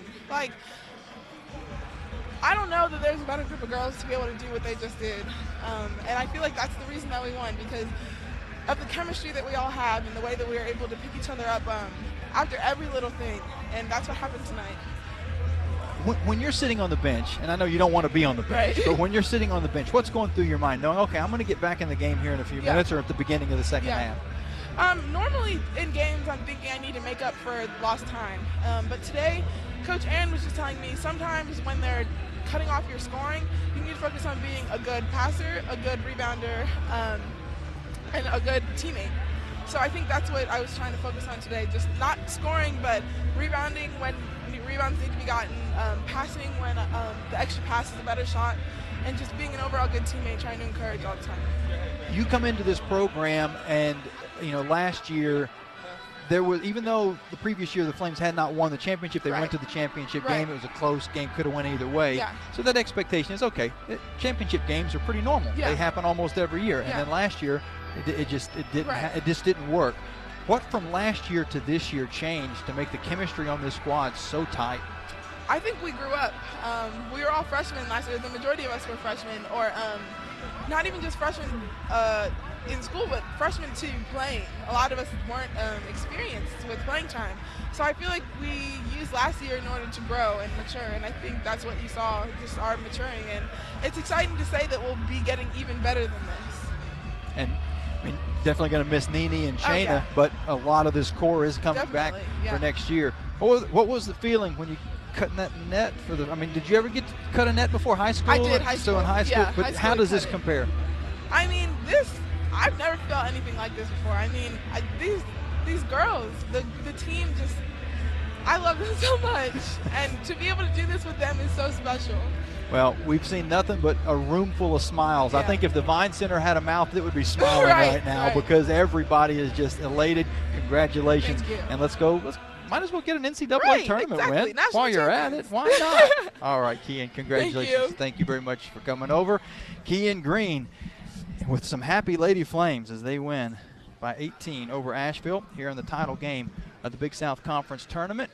Things are wrapping down here, and might try to grab one more person. We'll see. But we'll take a quick break, and when we come back, I can't even remember, Kyle. Have we done the stats yet? I don't think we did any full stats. So we'll come back, do a quick Larry's Tire and Auto stats, wrap things up real quick from site. Then we'll throw it back to Katie in the studio, who will get a look at the Southern Air out-of-town scoreboard coming up right after this. Again, Liberty Big South champions for the 17th time. Here comes the relay throw. He got it. Dead sprint to the warning track. He hauls it in. See the Flames wrap up their homestand at Liberty Baseball Stadium Wednesday, March 14th as Liberty battles George Mason at 3 p.m. Gates open at 2. The first 500 fans get a Flames t-shirt jersey replica. That's Wednesday, March 14th. Liberty versus George Mason at Liberty Baseball Stadium. Don't miss a second of Flames baseball. For tickets, go to libertyflames.com. True Flame fans know where to shop to show their pride. Shop LibertyFlames.com. We're your one-stop shop for official Liberty Flames merchandise. Plus, all orders ship free. Go red, white, and blue and visit ShopLibertyFlames.com today. That's ShopLibertyFlames.com. ShopLibertyFlames.com is a proud sponsor of Liberty Athletics. For all your Liberty Flames apparel needs, visit ShopLibertyFlames.com today. Carter Bank & Trust is a proud underwriting sponsor of the Liberty Flames Sports Network. Carter Bank & Trust offers many deposit services such as checking, savings, and retirement accounts, plus 7 to 7 drive-in service 6 days a week. Carter Bank & Trust also provides loan and insurance products, plus many other services such as money orders, notary services, safe deposit boxes, and Christmas clubs. More information is available at carterbankandtrust.com. Equal housing lender, member FDIC. This broadcast of Liberty Flames Athletics is brought to you through underwriting support from Coca-Cola Zero Sugar. Coca-Cola Zero Sugar is proud to present today's post-game report on the radio. On your way home, the Liberty Flames Sports Network will go inside the locker room and bring you the post-game thoughts from the Liberty Flames student-athletes and the head coach. More information on Coca-Cola Zero Sugar is available at Coca-Cola.com. Coca-Cola Zero Sugar, new and improved. Taste the feeling. You've been listening to live radio coverage of Liberty Lady Flames basketball. The Coca-Cola Zero Sugar post-game locker room report continues now on the Liberty Flames Sports Network. Well, welcome back in one final time from the Vine Center as Liberty gets the win over UNC Asheville. And you look at the score and you feel like, oh, okay, that was an easy win, 18-point victory. But it really wasn't. The Flames were down by 8 points in the first quarter of the game. They battled back. They were able to get through the foul trouble that Kian Green and Ashton Baker had to get the win. Again, Larry's Tire and Auto stats look like this. Kyla Webb led the way for Asheville, 13 points on 4 of 14 shooting. For the Flames, 3 players in double digits. Ashton Baker had 12, 4 of 8. Also had 4 rebounds and a couple of assists, 10 points for Nene Johnson, who just played like a warrior out there after taking a pretty hard shot that I thought knocked her woozy, but she stayed in the game, played it out, and finished up with 10 points. KK Barber with 10 points and 6 rebounds also. 8 big boards for Nene and 8 big boards for Bridget Rettstadt coming in off the bench. So a lot of Flames did a lot of things good. Liberty outscored the Bulldogs in the paint 28-12. Second chance points were 19-9 in favor of Liberty, and fast break points 7-0 in favor of Liberty. Bench points 17-10. Liberty outscored Asheville 21-8 in the fourth quarter. And it just seemed like, even though not taking anything away from the Bulldogs, maybe the legs weren't quite there in the fourth quarter of the game. Their young ladies played an awful lot in the last 3 days. And even though they got a bit more rest in the first half than normal, but still, I think at the end, the Flames just looked a tad bit fresher, and they were able to get the win out of that. And Kyle, one last time before we wrap things up, I'm going to take a quick look at the bracketology here in just a minute, some possibilities where the Flames may be able to go. But, you've watched this entire tournament. This group didn't have, against High Point made it interesting. They got it to 12. It felt like it was getting close. It was getting tight, and Liberty was able to get it back out. Tonight, obviously, close in the first half, close at halftime. It wasn't until the fourth quarter that Liberty was able to get a comfortable win. But if you just look at the stats, the Flames beat CSU by almost 30, 80-53. They beat High Point by 24, and then today they win by 18. And that's one of the things that they're capable of doing, is pulling away late, and it's kind of that blessing in disguise almost, having Kian have that foul trouble early on, because she came back with fresh legs in the second half, again putting up more points. She was able to get her feet under her as she had 7 points, but again, those 7 points probably came at the late third quarter, at the beginning of the fourth quarter, and finishing out. KK Barber, though, she was amazing, 3 of 5 for three-pointers, 6 rebounds.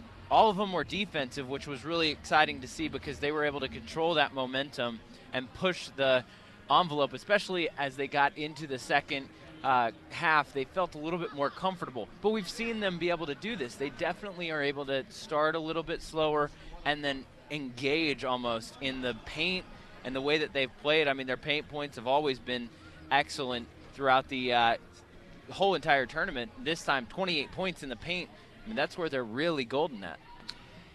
What a season for these Lady Flames. Their record now 24-9. They're going dancing. Their RPI coming into the weekend was 87. I imagine that's probably going to be very similar. The fact that they played Charleston Southern, very low RPI, High Point, not a particularly good RPI, and then Asheville today at 215. It'll probably be somewhere around 85 to 90. I don't think it'll go up. Don't think it'll go down very much. How some of the other tournaments play out as far as upsets could affect things, but the last that we saw from Charlie Cream as far as his bracketology had Liberty as a 15 seed playing at Baylor. Now that's always a guess. It's more about looking at what seed he and others predict, not so much where he thinks they're going to go, because the NCAA can use regional reasons or travel reasons to put you in a different place. But he thinks that the Flames will be around the 15. I think with this record and this dominating fashion at the end of the year, the way that Liberty finished up, I wouldn't be surprised if they got a 14 seed. It's that borderline. I think you couldn't argue a 15 because of the RPI, but you also you couldn't argue probably a 14 as well. Some of the places that are a possibility, now if you just strictly go by seeding, yeah, Waco is one of the spots. Eugene, Oregon is a spot. But more locally, Columbus, Ohio, that would be a possibility. Ohio State should be in that top 3 seeds. Tennessee down in Knoxville, they should probably be around a 3 seed. That's a possibility. You've also got Columbia, South Carolina could also fall in. Austin, Texas, maybe. Even LA. UCLA is probably going to fall in around a 3 seed. Florida State could be around a 3 seed. If you get down into getting a 13 for the Flames, then that might bring NC State or Texas A&M into play. Maybe even Stanford and Georgia would fall into that line. But those are just some of the possibilities, some of the options. It seems like it might be just too easy to send the Flames to Knoxville, just down the road, hit 81 and keep driving till you see a bunch of orange. That might seem right. That's my guess. I don't have any inside knowledge. That would be good for the fans. They could get down to that game. I know some of the Lady Flames might want to be a little further away just to go somewhere they haven't been before, like L.A. That'd be kind of cool. Let's go to L.A. But either way, it doesn't matter where they end up. They're going to the NCAA tournament, 17th time in the program's history, but the first time since, in 3 years. The last 2 seasons, They lost once to Asheville in the title game in double overtime, and then last year they lost Charleston Southern in the quarterfinals. But they're back now, 17 rings. And so I've got this hand filled up, this hand filled up. I've got one toe filled up. I've got you don't want to share any of these rings with me. 2 of the other 5 toes, I guess. You've got all the rings, so do I get one this time? We'll get you a Cracker Jack box. See if there's a ring in there.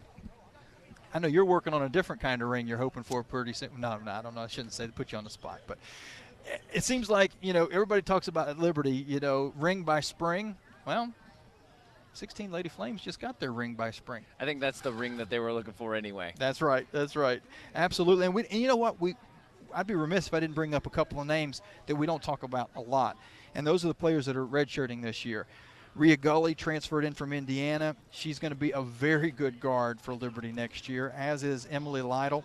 Lytle transferred in from Little Rock. And then also Applin Bonnie, who is a true freshman, but she's redshirting this year out of Bronx, New York. Those are going to be some ladies that make an impact on next year's team.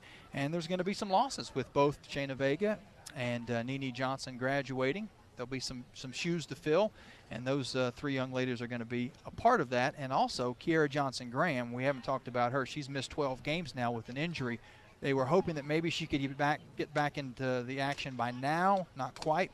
Maybe by NCAA tournament time. Gives her a few extra days. They're hoping that she's, could possibly play in the postseason. But she had been having a great year, averaging 6.5 points before her injury, and was a starter for Coach Gary Green's squad up until that time that she hurt her knee.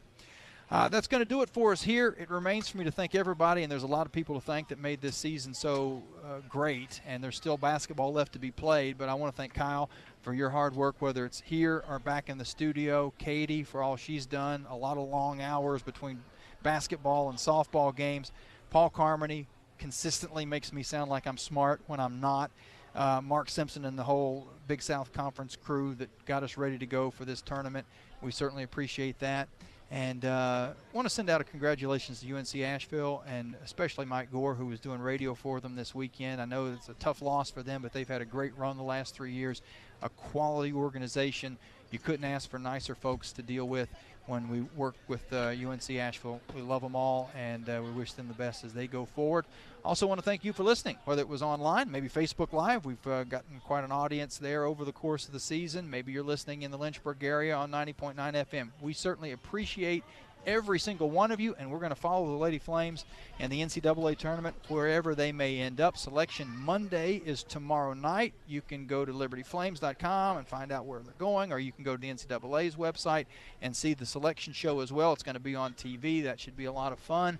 If there's any information about a selection show party or anything like that, libertyflames.com is the place to go to find that out. And they'll be playing either Friday or Saturday somewhere in the country, and they're going to try to, pull off the upset wherever it may be. They're going to be the underdog. It doesn't matter where they go, but they're going to, I'm sure, bring a lot of ammunition with them and try to knock off a top 25 team is what it's going to end up being, probably a top 15 team when it's all said and done.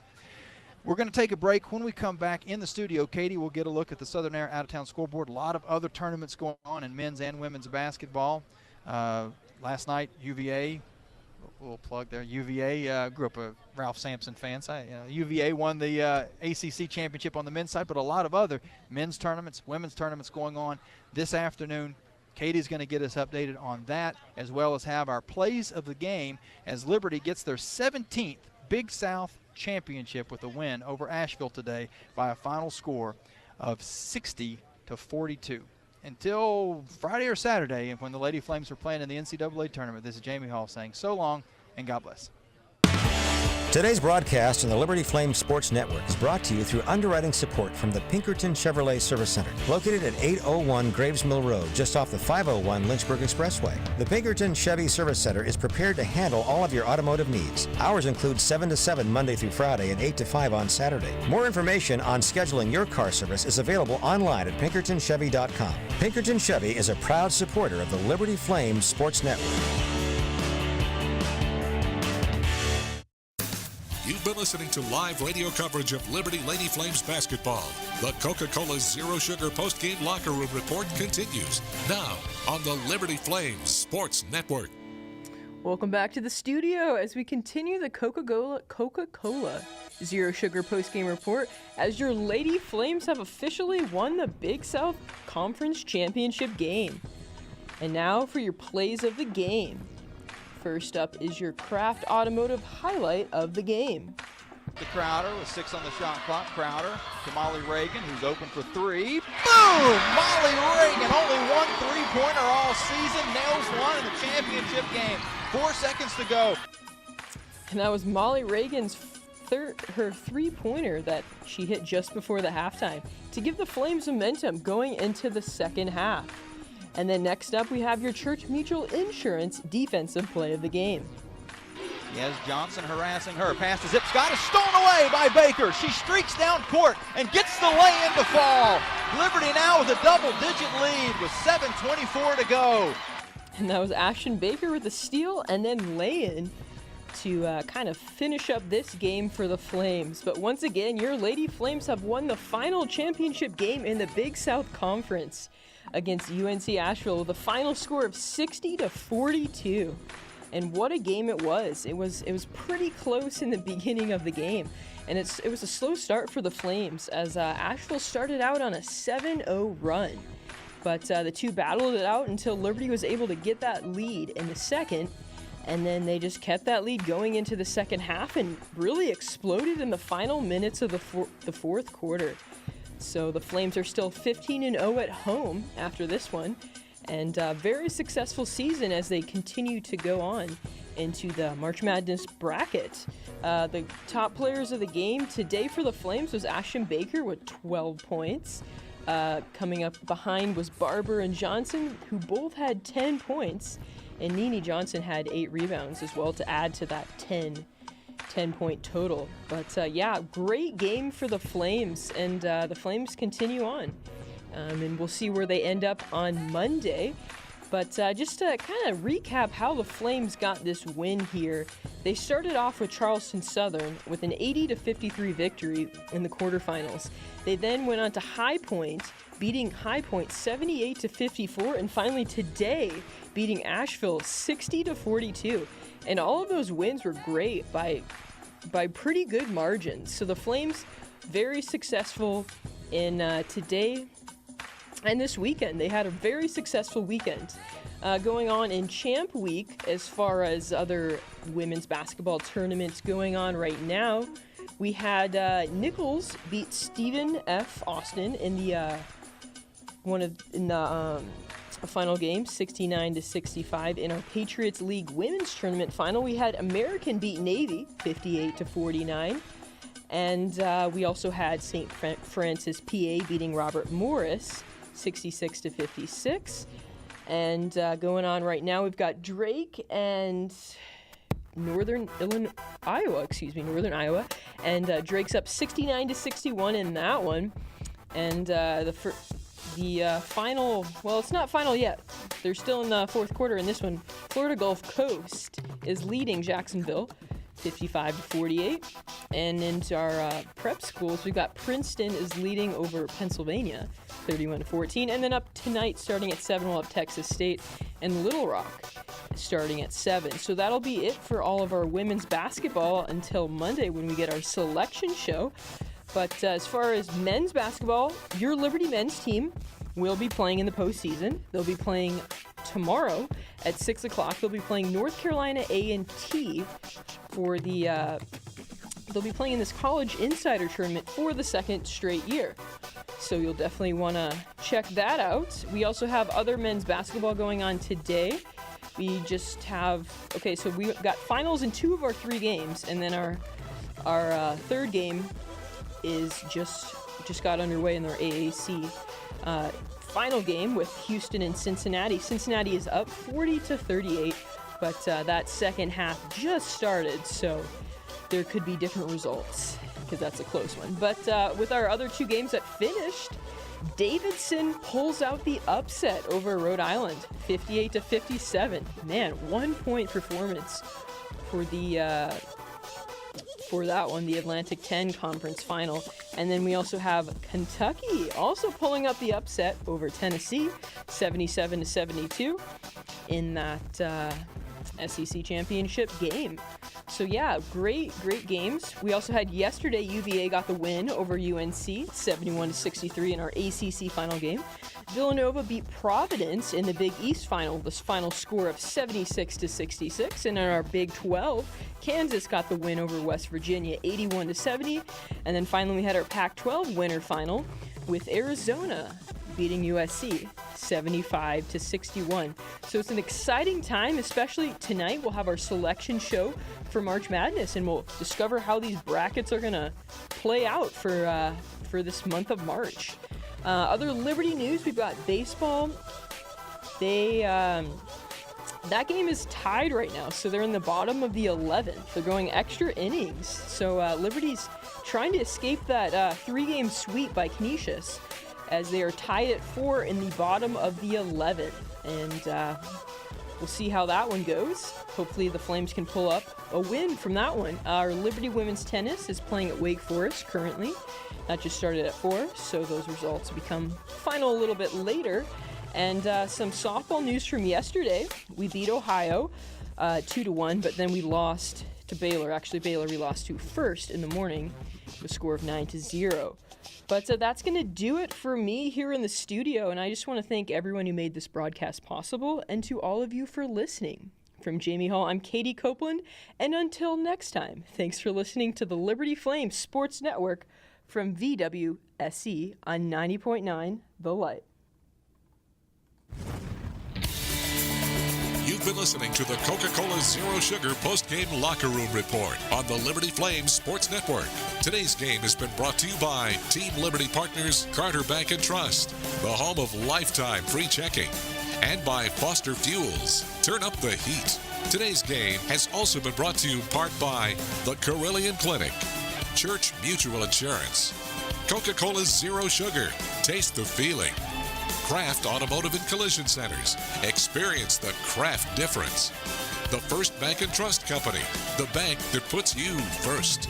Liberty Basketball is also brought to you by La Quinta Inns and Suites, Larry's Tire and Auto Repair, by Lido Pizza. Our pizzas are square because we don't cut corners. The Liberty Bookstore. For the latest in Liberty Flames apparel and all your education needs, shop the Liberty Bookstore. Peary Family Dentistry. Pinkerton Chevrolet. By Runk and Pratt Senior Living Communities. We want to do life with you. Southern Air. By Summit Mortgage Corporation. By The View Student Communities. College Life Off Campus. Thompson Brooks Insurance. And by Universal Teas. The general manager of the Liberty Flames Sports Network from VWSE is D.H. Powell. Executive producer Kevin Keys. Network director Alan York. Coordinating producers Nick Pierce and Kyle Sykes. Game day producer and engineer Chris Weigel. I'm staff announcer Jeff Lawrence with a special thanks to Liberty University and to the staff and management of 90.9 FM The Light in Lynchburg, Virginia. Don't forget to tune into the Flames Sports Hotline each Monday night at 6 on ESPN Radio in Virginia. Liberty Lady Flames Basketball is an exclusive presentation of the Liberty Flames Sports Network from VWSE.